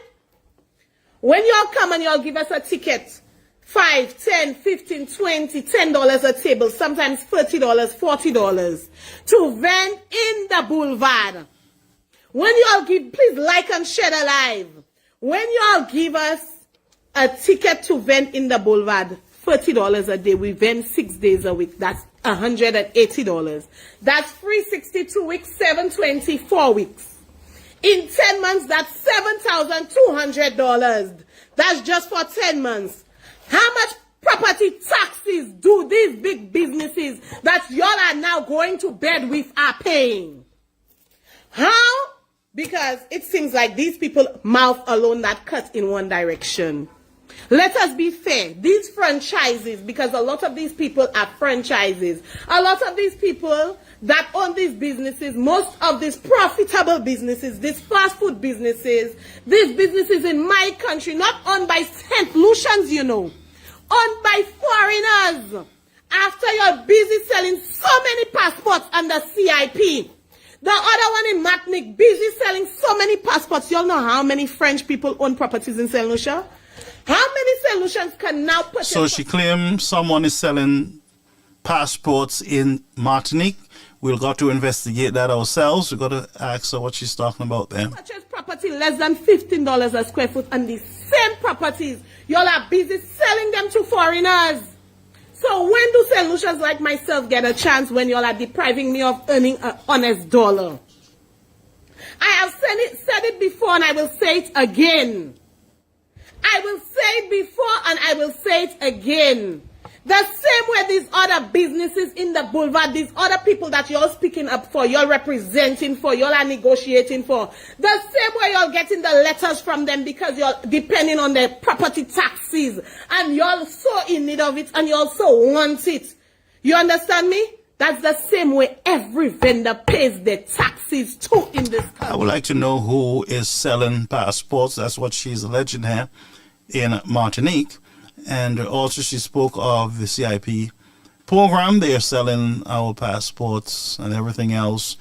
And there's a St. Lucian concern. And I thought the Labour Party came and they said that it was the UWP that was actually victimizing the people and trying to put their foot on the people and choosing foreigners over the citizens of the country. I thought that's what I heard in the last elections. But let's listen to her. I have a stepfather, so I cannot come to my mother's house? That is what you're trying to tell me? That is what you're trying to tell me. I cannot come to my mother's house. Something that was once normalized is no longer normalized in St. Lucia. If you go to any other country within the Caribbean, within the United States of America, y'all know cherish the times. I used to sell in New York, right outside of Old Navy, you know. Old Navy and Old Navy is a big business. It's a franchise like no other. Because you see them small franchises they have in St. Lucia, they know they cannot compete with Old Navy. And these people used to leave their doors open. These people who have a passion and who love their people, the managers who are there with their people, used to leave their doors open during the winter season for me to go inside. You understand? To shelter. During the summertime, they have the AC blowing so we could come in the doorway to get cooled down because of the heat. You understand me? This is what you call love for your country. So when these people come like Raj Communications and give a few donations and say, this is for Feed the Poor and this is for that. What happened to the other vendors on a daily basis when the people who are on the streets, the distress, those who are not important to y'all, that are in authorities, those y'all have forgotten about, those who are lost. When we come and we provide a little something for them, you understand me? When these same people pass and we give back, these contributions don't matter. So because we're not coming here and taking out pictures with them, that means we're not making a meaningful contribution to our country, to the people in our country. And y'all know when I speak, I'm speaking. Folks, I don't understand with Labour Party government heading into 4 years. I don't understand this complaint because what are they going to call her? A hack? They're going to say that she's crazy? She's speaking of major issues in this country concerning the regular citizens, those who are just trying to survive. If these business places are complaining, Why not find a solution that is suitable for your vendors, for your and Mr. That? So they feel they have that power. But I am telling you, anything that goes up must come down. Anything that goes up, especially when it's not genuine, must come down. Because the same way you got to where you're at today with the help of solutions like myself, that is going to be the same path you're going to take to your downfall. Remember. Okay, so CC is threatening them. Basically, she's saying, you know, you guys knew how you got into power, of course, and it is going to be by that same method that we're going to remove you guys. And I am not sure if they can buy this lady out like they would normally do, or sweet talk her. She seems to be a very level-headed person, know what she wants. And she's saying, and I repeat, that we will deal with you just like we dealt with the United Workers' Party.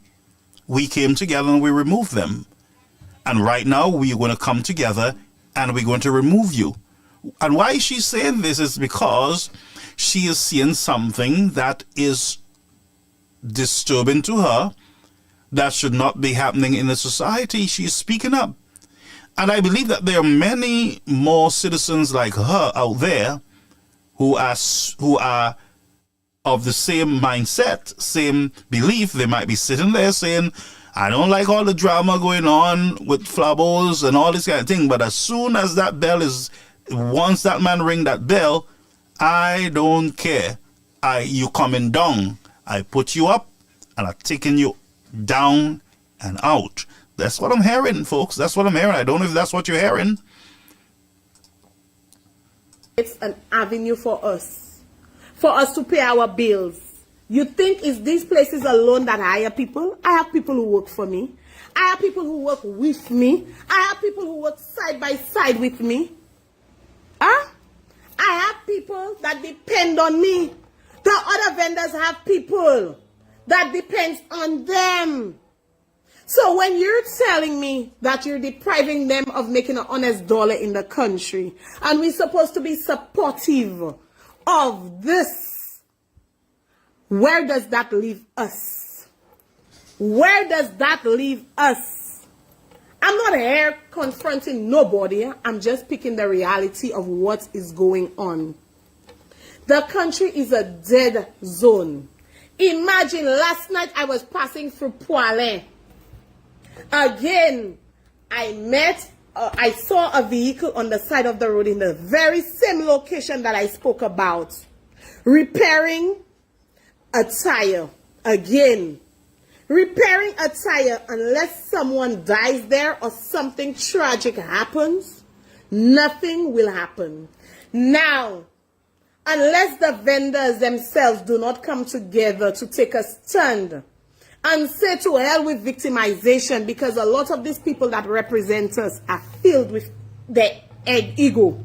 They believe like it's them. When you say something, you cannot speak, you cannot share your thoughts, you cannot express yourself. Most of the people that represent us do so, and with conflict of interest being the number one thing at hand. Because any decision that has to be made, their vendors, they think of their benefits. They don't think of other vendors' benefits. Why are there not other people governing these vending boards so that they themselves could make fair decisions on behalf of the vendors? Tell me that. You all know how many thousands in profit, millions, that these franchises make there? Using our black people, our young... Now, remember she spoke earlier of the road condition, and she's saying that the country, wow, I am shocked, because the government and their supporters are saying to us, everything is okay and there is nothing bad going on in our country, just like they're saying to us with CIP, and they're misleading us, trying to tell us that Bettina has had nothing. That's why he gave up the lawsuit, and that's not true. That's not true. We knew that. Now this lady is saying to us that there's more problems than we can imagine. So I'm sitting here believing that we are covering the issues, but I'm listening to this young lady, and it seems to me that she have had her own personal experience. I am sure she is in St. Lucia. She's not like me here in the United States. I can speak up here based on what I'm hearing and seeing.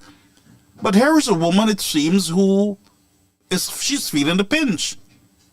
She's in the trench. She's losing her tires on the roads. She is seeing others lose their tires on the roads. She's having an issue with doing business in the country. She's having an issue with victimization. So, I mean, I have time for her. I'm going to give her a few more minutes. I have time to listen to her. I do have time for people who speaks the truth. Who is not afraid of victimization. They know it's wrong. But they're standing. She voted for the Labour Party. She voted against the United Workers' Party. But she is not afraid. She is speaking up. Bold.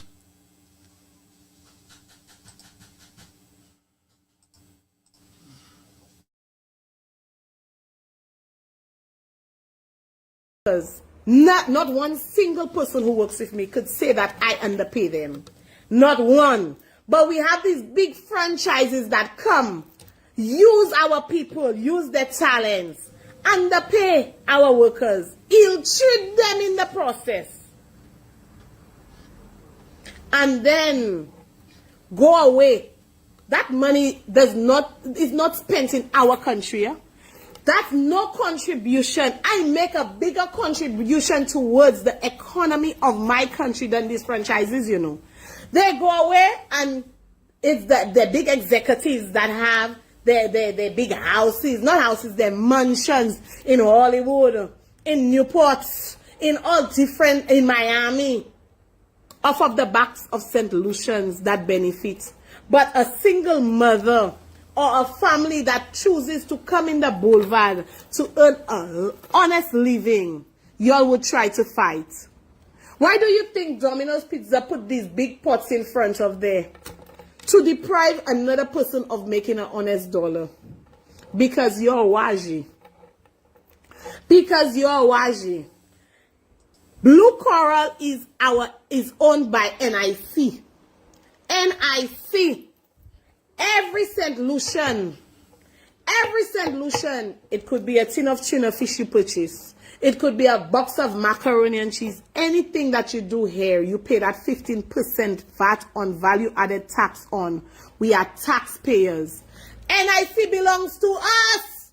Remember when Shasne took our NIC monies and gave it to Cabot to invest in our country?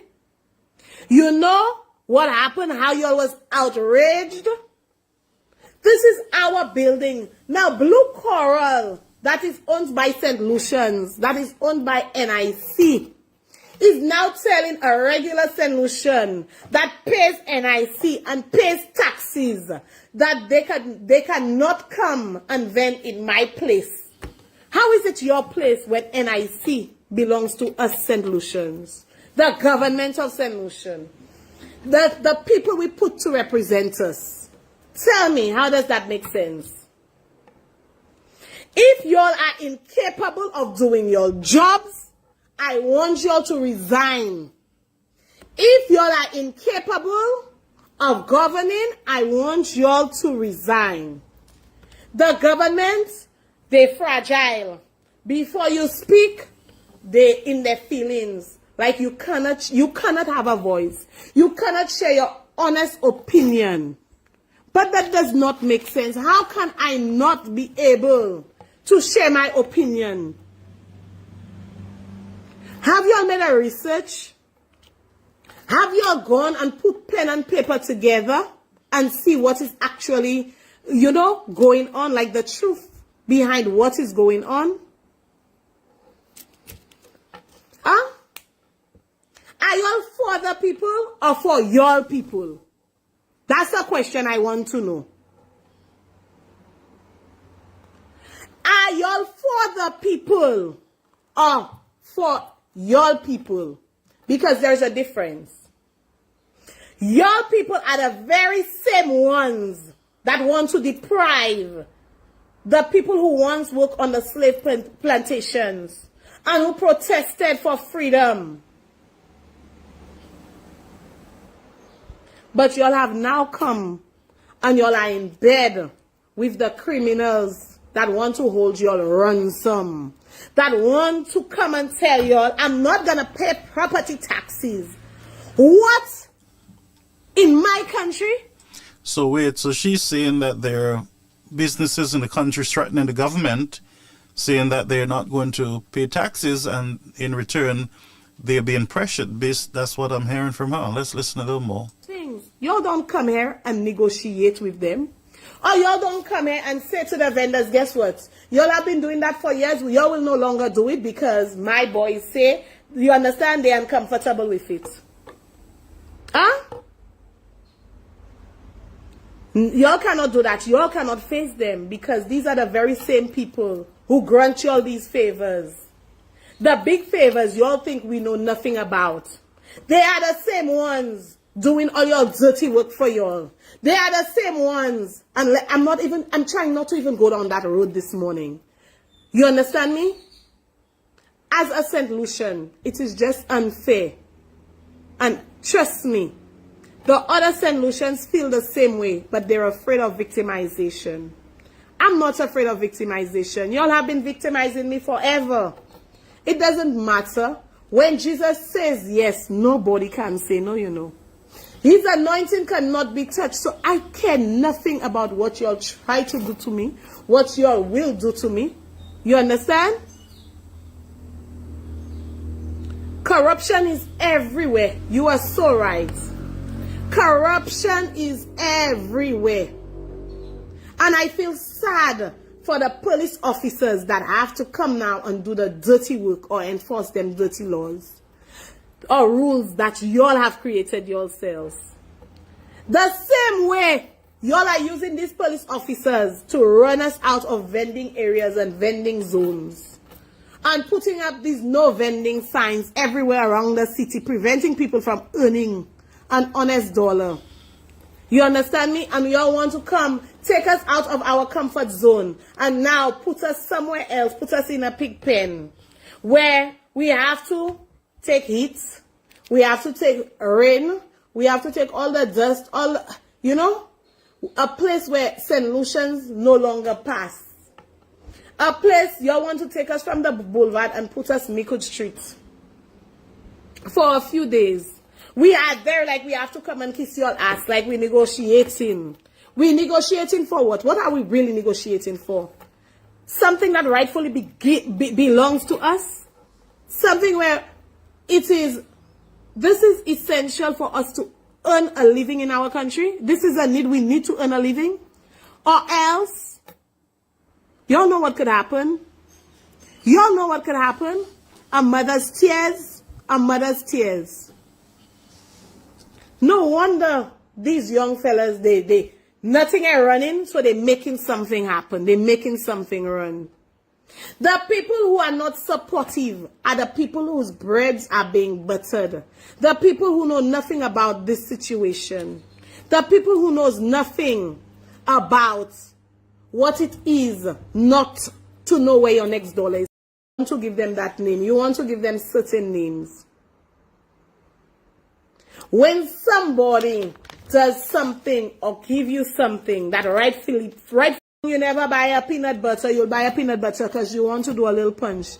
The people that have the little peanut butters now, if they don't sell it for the Christmas season, their ass is grass because you're not putting things in place or you're not creating an avenue where people could come and do their hustle in peace.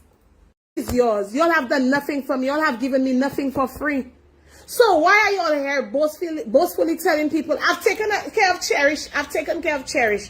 In what have you taken care of Cherish when I have come seeking what belongs to me as a St. Lucian? To occupy a spot in my country. When I come and I request to occupy a spot the same way you'll give these opportunities to these big franchises, I am only asking for the same support. I'm only asking for the same opportunity. So when you hear boastfully or busy telling everybody, I have taken care of, cherished the time, do you think I'm going to come and lick your backside? Passports too. And the CIP.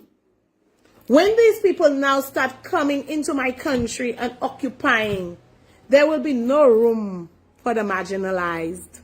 There will be no room for people like me. There will be no room for the vendors. You will no longer have a say in this country. Because not everything that glitters is gold. When you hear them speak of the economy of the country, you would swear they're the only ones contributing. It's the average solution like me and you that come.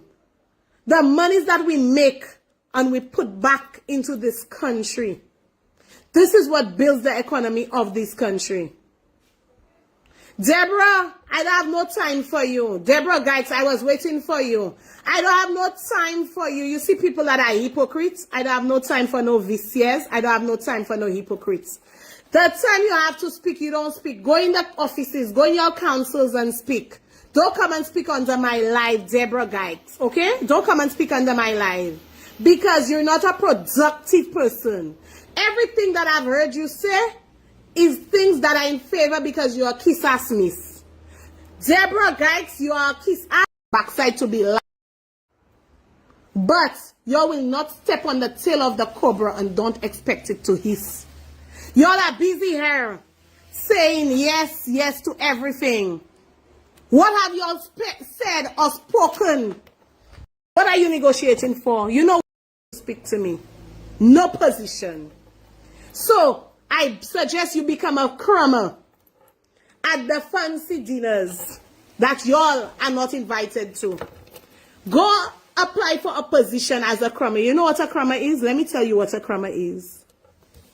When you go to the fancy restaurants or when you go to the restaurants and the crumbs from whatever you're eating falls on the table and the waiters come to crumb the table, go and apply for a position as that because you're nothing but an ass kisser. You want... Okay, folks, so that was enough of that, but you got the message. So the vending situation, you know, I believe if the SLP and Mr. Frederick had continued with the plans that were there for cast trees, for the development of cast trees, that we would not be where we are today, where vendors feel like they're being pushed around. And there needs to be order in vending. There need to be order in the streets. And that's exactly, my friends, what Mr. Chasney and the party was trying to do. Bring some order to the town. But you said to these people, Mr. Minister, SLP, you said to them they can vend where they want, basically. That's what you said. You give them the green light.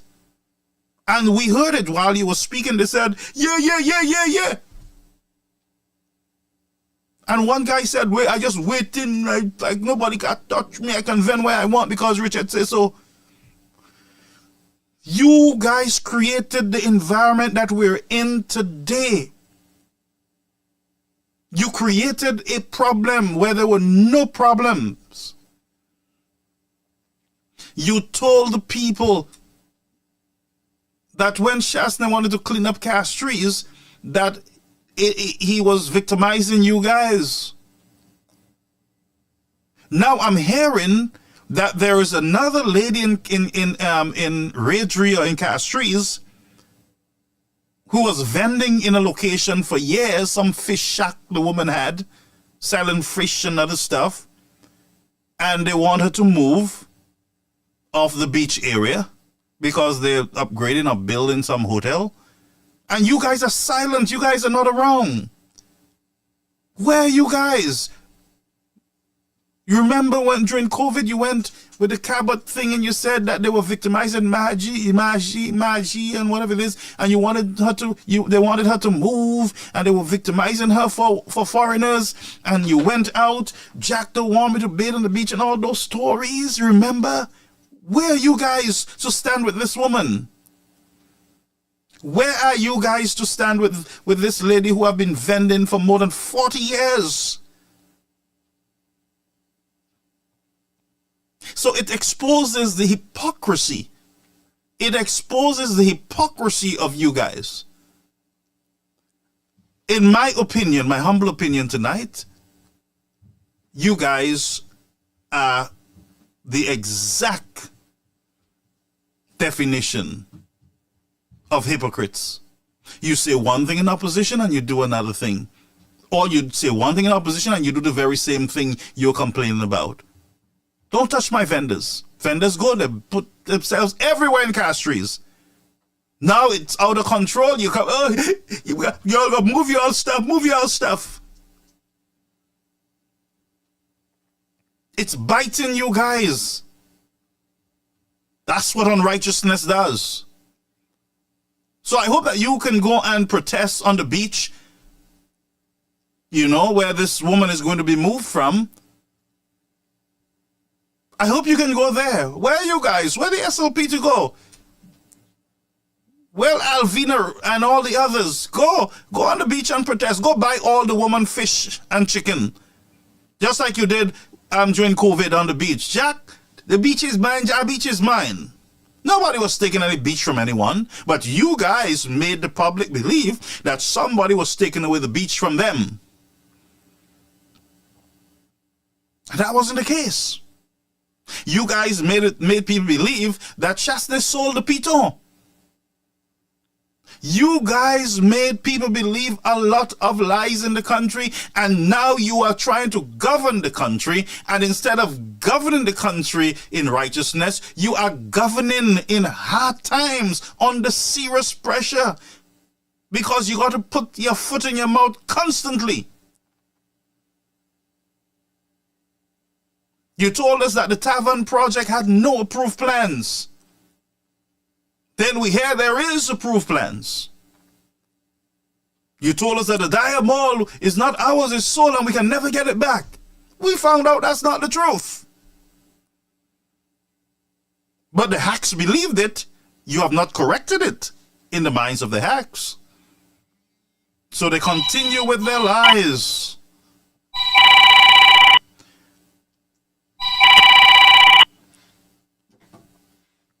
Calling you on the Caribbean American News Media platform. Good evening, Brother Garfield. Season's greetings to you. Season's greetings to you, caller.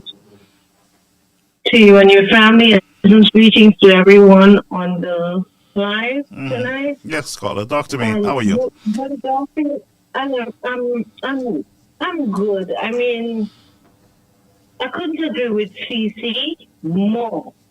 And every word CC said is the truth. And that is what the Labour Party cannot handle. That is what the government, the current government of St. Lucia cannot handle. Constructive, truthful criticism. And she is right in everything she said is the truth. Now, the lady that you were just speaking about, her name is Marie.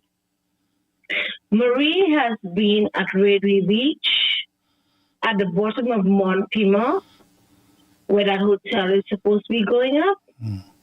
Marie has been there for over 40 years, much longer. I actually spoke to Marie last week. Much longer than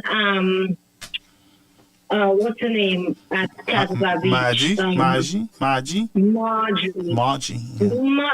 Much longer than Marjorie. Yes? And when I asked Marie last week, have you seen anyone, any official, has anyone visited you, Marie, to speak to you about moving you or relocating you or even giving you a deal similar to what Marjorie got? She said all they want me to do is move. They're not talking to me. I said, have you seen any of the jacks don't want me to bathe on my beach? I mean, not a soul. So, Brother Garfield, I vow, if there is what I promise myself, is that I am going to go on that beach and I'm going to interview Marie. And I'm going to send you the interview. I'm going to forward it to you. We still have a little while before the year ends. And I'm going to ask all, and I'm not going to say United Workers Party supporters. I am going to ask vendors and women and people alike to come to that beach one day and make the noise, more noise. There's no COVID. Make more noise than what was being made for Marjorie, because it is unfair how Marie is being treated. How long she's been there, you said? Over 40 years, much longer than Marjorie has been at Casabah Beach.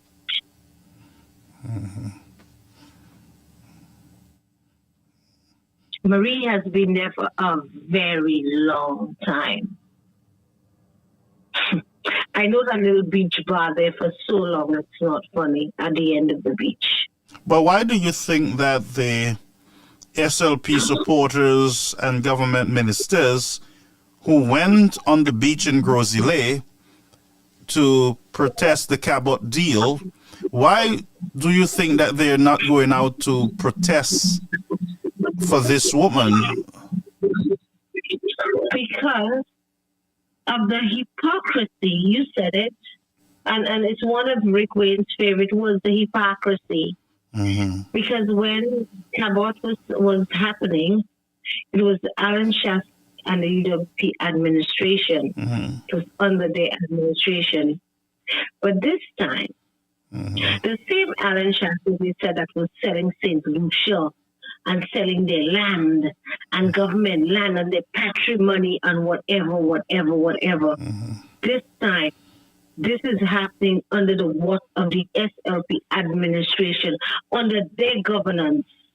And they're doing absolutely nothing to salvage anything for this lady.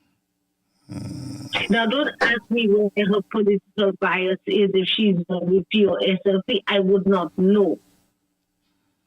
I know her, and I would not know that. And even if I know that, I'm in no position to talk about that.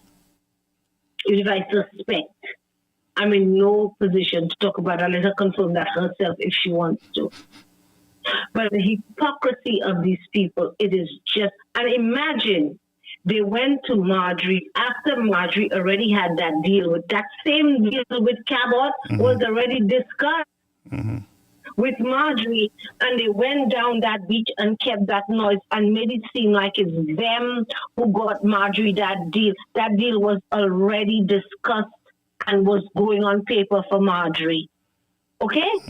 But today, they can't do the same for Marie, who has been there longer than Marjorie. That is hypocrisy, because it's happening under their watch. Remember, these are the same people who said that Shasta was selling our patrimony. However, the Gopital land the deal was done under Kennedy Anthony. Now, I had it taking people to court, right? That was done under Kennedy Anthony. Our seabed was sold under the Kennedy Anthony administration. That was the Grindberg thing? Anthony. That's the Grindberg thing. Okay? Our patrimony, let's hear about the patrimony. The Kakabeth in Viewford that they're talking about, that deal was made under the Labour Party, Kennedy Anthony, and Philip J. Pierre, I think, was the Minister of, how you call it? What Stevenson King is. Infrastructure? And yes, was the Minister of Infrastructure at the time. Okay? And they're pretending today that they don't know. Rochamel Kennedy Anthony. The Banans Land, Richard Frederick under SLP. No, I'm calling them out. I am calling them out tonight. Which other one? People help me. Rochamel. There's so many others that have gone down. We have the GPH deal. Oh yes, thank you. That is a big one. Both podcastries and Super being sold for approximately $40 million or something of that sort. The two income generating pot that will bring us billions of dollars in 30 years. Under who did this happen? SLP and Philip JP, their administration. They are selling St. Lucia bit by bit under St. Lucians. And St. Lucians, I do not know if they're blinded or if they're not seeing or if they, sorry, I am not going to call people hypocrites. But we need to stop being afraid of a Labour Party that's saying they're going to take us to court, judicial, whatever they want to do to us. We are speaking against the ills of the Labour Party. That is our right as people. Our right in a democracy, in a democratic St. Lucia, is to stand up and speak against and speak up against the ills that any government is going to create that hurt the people of this country. And it is about time we put our little feet down. Let's stop being cowards. Let us wake up to the reality of what's going on, because sooner or later, in fact, they are already trying to change this country to a communist or a dictatorship state. Now, that we are not going to tolerate. Halls of justice in the middle of castries. Who puts halls of justice with all the courts, or every court in the middle of castries? How dangerous is that to the people who are walking, the population of St. Lucia, when it can be put away in their headquarters and safety, more safety for the people of St. Lucia? Because there is no real development plan for the Castries area. You don't get a sense that these guys have an overall plan for not only the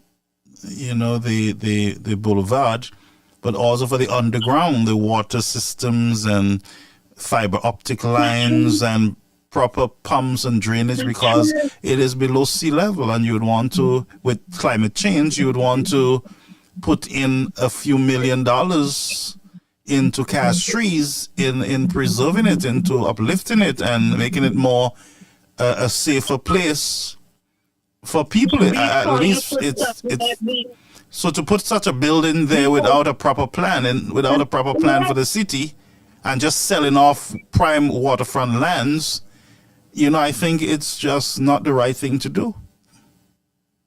It's ridiculous.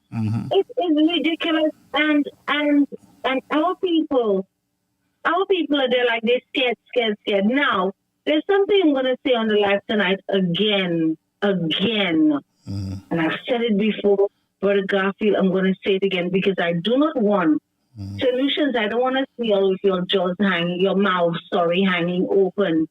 When Philip JP announces an early election next year, they have already put out the list of different building spaces that you can go to ensure your registration for the upcoming elections and stuff. Do you think that is just happening just so?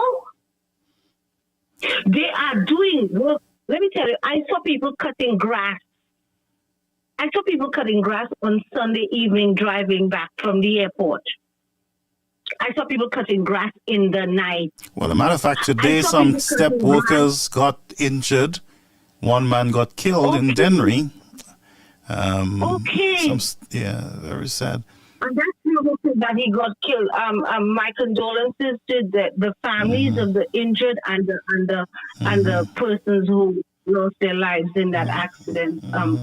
Very sad, yeah. However, you're going to have these people working in the darkness. There are no bright lights or anything, you know. I saw people working between the Grosley, the entrance of the Grosley, gap to Grosley, and the polyclinic on the right-hand side driving up to Cap Estate.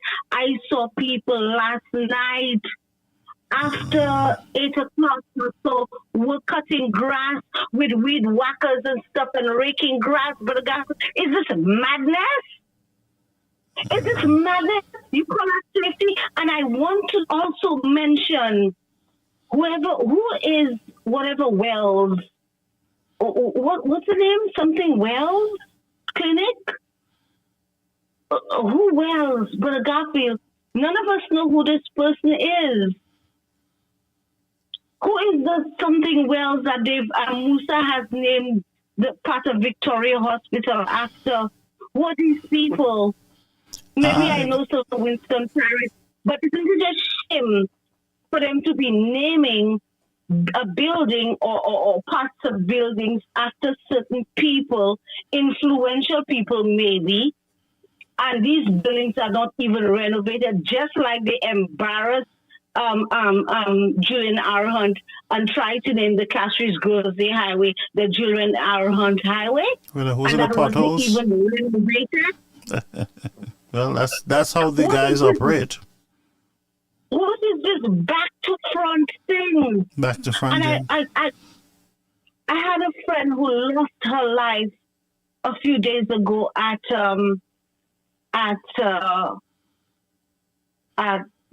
OKEU? OKEU, where they kill people, God forbid. And she was on the phone with another friend of ours, begging the nurses for water. And they had no water to give her. That's just before dying. Now, I would say this woman was in Martinique or one of Barbados or someone, she'd be alive today.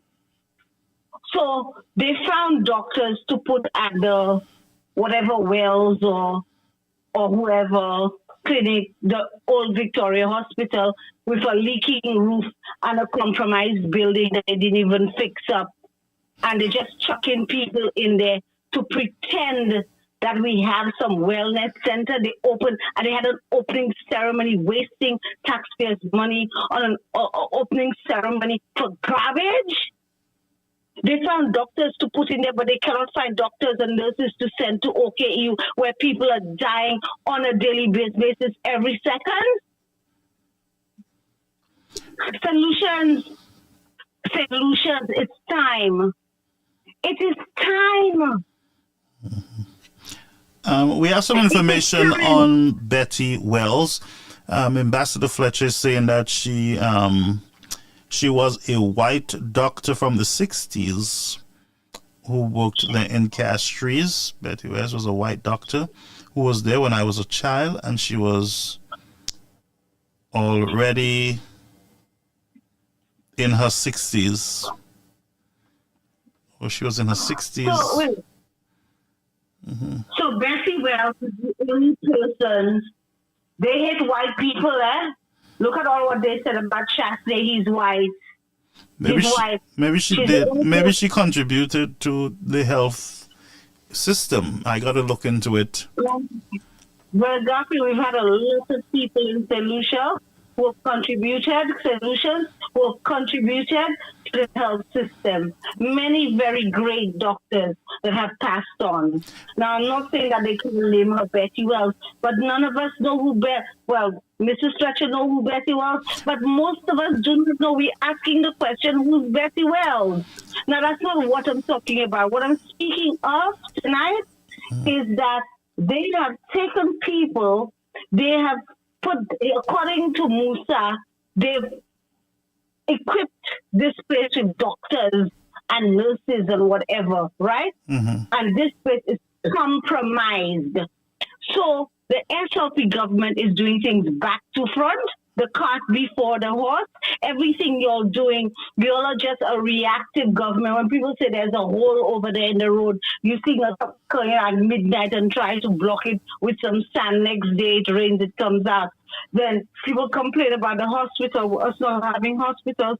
Instead of fixing this hospital properly, you all had an opening ceremony. I wonder how much of taxpayers' money they spent in their opening ceremony for a building that's leaking and that's compromised.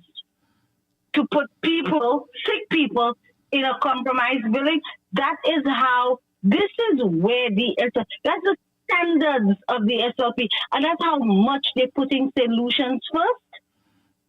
That is how much they care about the well-being and the health of the people in this country. Yeah, I have another call coming in. Yes, you can take it. People, open your eyes.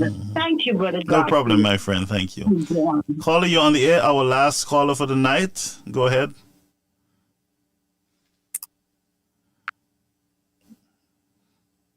Hello, caller, you're on the air. Okay, I think we got that. That was a drop call. It's going to come back in. Caller, you're on the air. Caribbean American News Media Platform.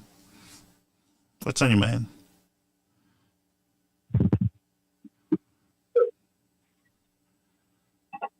Hello? Yes, sir. You're on the air. Go ahead.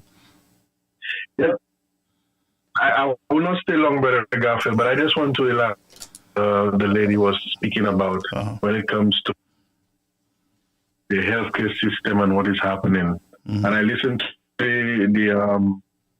I listened to the Minister of Health, and he in a press conference where they was asking him certain questions, he said, "Yes, we are aware of this, and yes, we are aware of that." But isn't it ironic? Is that always after the fact that when the roof is already leaking, that is when those guys come out and say what it is. But if you're running a ministry, you have engineers, you have all those different things going on. It is not now that you'll figure it out that the roof is leaking and it needs repairs and it's especially in the waiting room and whatnot. So it all boils down to the same thing what I'm telling you, Brother Garfield. The silent genocide that is happening within our medical system and the entire foundation of what it called healthcare in our country. You understand? Yeah. But let me read something from somebody for you, eh? Listen to what somebody's saying here. Yes. This is Dr. Betty Wills, was a well-known doctor who served St. Lucia with honor. She served St. Lucia daily with distinction at the Castries Health Center for a number of years. She resided at La Pansy. Her home was, the current Donata School. It's unfortunate that this government just decided to do a quick fix by naming a deplorable building after such a woman of distinction who serve us well with dignity. Wow, so sad. But go ahead, caller. Yes, so they basically name what they name after the Donata school? No, this part, I believe, part of the St. Jude's Hospital. Okay, I understand. But there we go again. There was many situations where we have many young people who died and elder people who died because of lack of blood. And some people get wounds, whether it's stab wounds, whether it's car accidents, or whether it's shootings and whatnot. But they bleed to death. And sometimes they arrive at the hospital before that they are bleed to death, but they still die because of the lack of blood. So what I'm trying to say, brother, if the Philip JP administration, when they won the election, just continue with the new St. Jude's, because remind you, Stevenson King and Dr. Kenny Anthony were looking for a place to build a new hospital. The hospital that Philip JP went back was supposed to be temporary in terms of the fast rebuilding to provide services to the South, and at the same time look for a place and to build a brand new hospital. Kenny Anthony did it. Stevenson King did it. Alan Shasney came and he did it. But due to politics and the ignorance of the type of politics those guys played in before the general election, and they won on the lies and propaganda that they did, they found themselves in a blender. They had to go back to the old hospital. Now, what I want to say of the new hospital is that we have one component that can save thousands of lives by people not bleeding to death, the helipad. If we had impacted the helipad, when it would take the bad roads with Stevenson King, so if it was taking somebody from, when an ambulance have to leave Castries and go maybe Vanna or Millet in the middle of the island where, and plus with the bad roads, if it was taking them, if the good roads was taking them half an hour, with the bad roads it would take them 2 hours to go and come back. And they do not have adequate blood to and all that time the person is bleeding, you know. So if we had the helicopter from Viewfort to where it would take off across the island, it would take less than 5 minutes to and from there to 2 minutes to go, 2 minutes to come back. So by that time you can operate and you can do all what you're doing. So what I'm saying is that those guys played a game where they cost many St. Lucian lives from 2021, like I pointed out last time, where 500 innocent St. Lucians died from COVID-19. You understand? When Philip GP administration pardoned everybody that was sanctioned, the time when we said nobody was supposed to go out, right? And he relieved all 100 citizens of our great land died. And people continuously being dead. I can point out one situation where a woman had just abdominal problems, and it wasn't severe. She had to wait over 50 medicine, say it was good. The girl died before 48 hours after coming to the hospital. She died. Wow! And it was just probably this week that happened. This week, DBS, my brother. This week that happened at the hospital. The girl at OKEU was begging. The girl was big. Yes. Well, brother, that's breaking news for me. This week. That's this week. It was in DBS. If it's not this week, maybe just Sunday or whatever, the young lady passed away because she had abdominal pains, but it wasn't that bad. But just the neglect and the lack of doctors, the lack of medication, the lack of skilled people to actually see where exactly that the pain is coming from. The girl suffered. She suffered, and she died. She couldn't deal with it anymore. And that's not just the only case. There are many different cases. So it is. We have to do something. We have to. I don't know. I always talking about the resignation of certain ministers and people maybe might be that just be falling on deaf ears, but the country need to stand up for something or die for nothing. You understand? Too many people are dying through our healthcare system, and that one hurt. That one is hurtful. Answer into that. Yeah, that all people are just dropping dead at the hospital. Probably can reach out to our sister. Use a man that does your investigation and whatnot. Yeah, I'm gonna make a call. I'm gonna make a call. DBS, and then her sister will talk to you because her sister has been speaking to the news broadcast of the situation with her mother. I would love for her. If she's hearing me, I would love for her to reach out to us at our number 347-623-9183. That number is a 24 hours number, 347-623-9183. I believe through DBS you can maybe get a hold of her. Okay. You know, if the party and all of we can donate something to her for the funeral and those different things, because it is a very sad situation. This is a part of the silent genocide I'm speaking about, and you know, every household that have lost a loved one due to negligence and despair. They have left a hole in our households. Our family always grieving. That will never come out from us, because simple things we've seen that can just change a situation, and then that simple thing turn into a big thing, and then we losing loved ones. So have a blessed one, my brother. Blessings, man. Thank you so much. Thank you so much. Yeah, man. So if the family can reach out to us at 347-623-9183. We do not take calls between the hours of 8 to 2.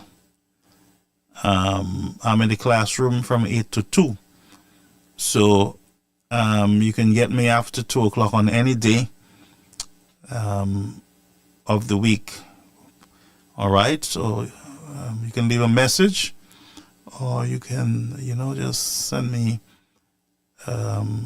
shoot me a text or something. But I would love to have a conversation with you folks. My condolences to you and the family, and again to the families who are mourning in Denry. Our condolences to you folks. I thank you so much for being here with us. It was not my intention to stay so late. We have a big day tomorrow. Tomorrow in New York at the schools, the children are having their Christmas concerts, and the parents are coming to the schools. So I got to be there with them, and so I look forward to being back here. We might have an emergency broadcast on Sunday if we get on to the family. We will come back on Sunday with a special news break. All right, so folks, you pray, get to bed. Thank you so much, all those who stayed up with us. My spirit just got dumped there because of the whole death. People are just dying at hospitals when I'm sure it's a simple procedure to correct a ruptured something, and you have internal bleeding. You can fix those things quickly. I want Mr. Chasney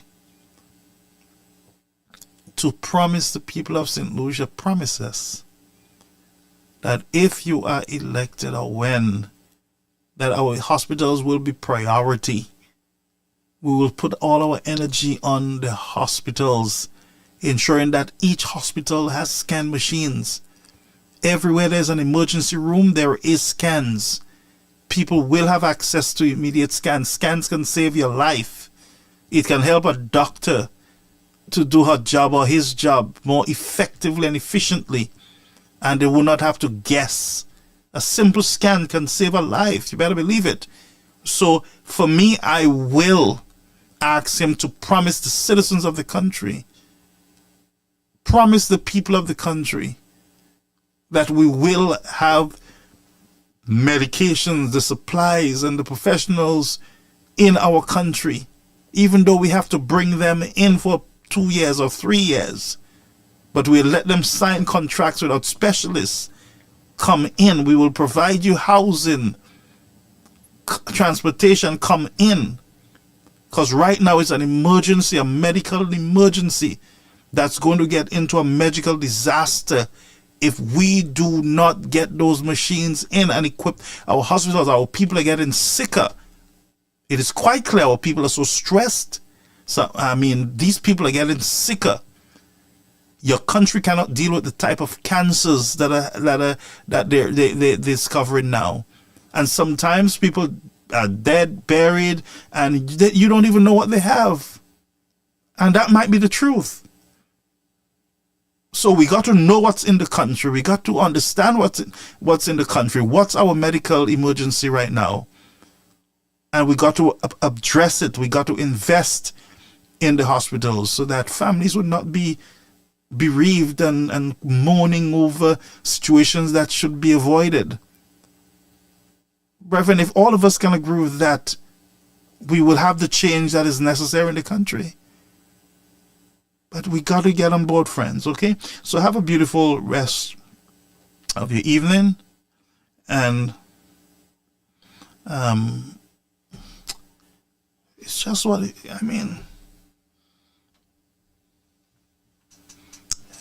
is what it is, friends. I'm just broken. So enjoy, and see you back here on another Caribbean American News platform, folks.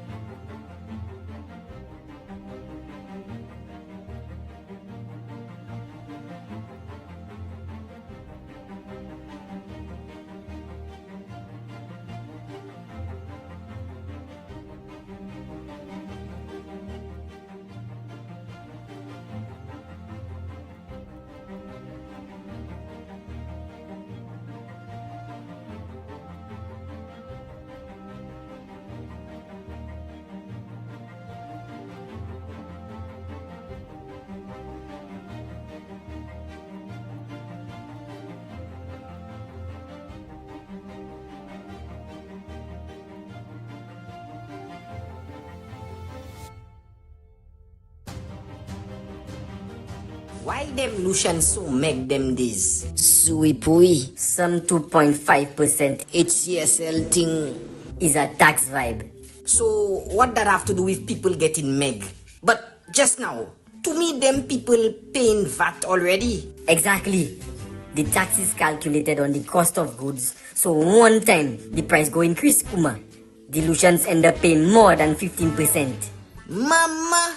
Gasa, just imagine $100 go buy less groceries. People getting poor. Things like rent and utility bills go also increase, Gasa. Real Malawi vibe? All them things the people doing to stay healthy, like gym, healthy eating, and safety and security, go be harder to get because people ain't have money. Partner, if them people ain't have enough money, they ain't go have leftover food for us to eat. The bins go be empty. Wow! Things real happening to them Lucians. Look out for us again soon. We go show you all more.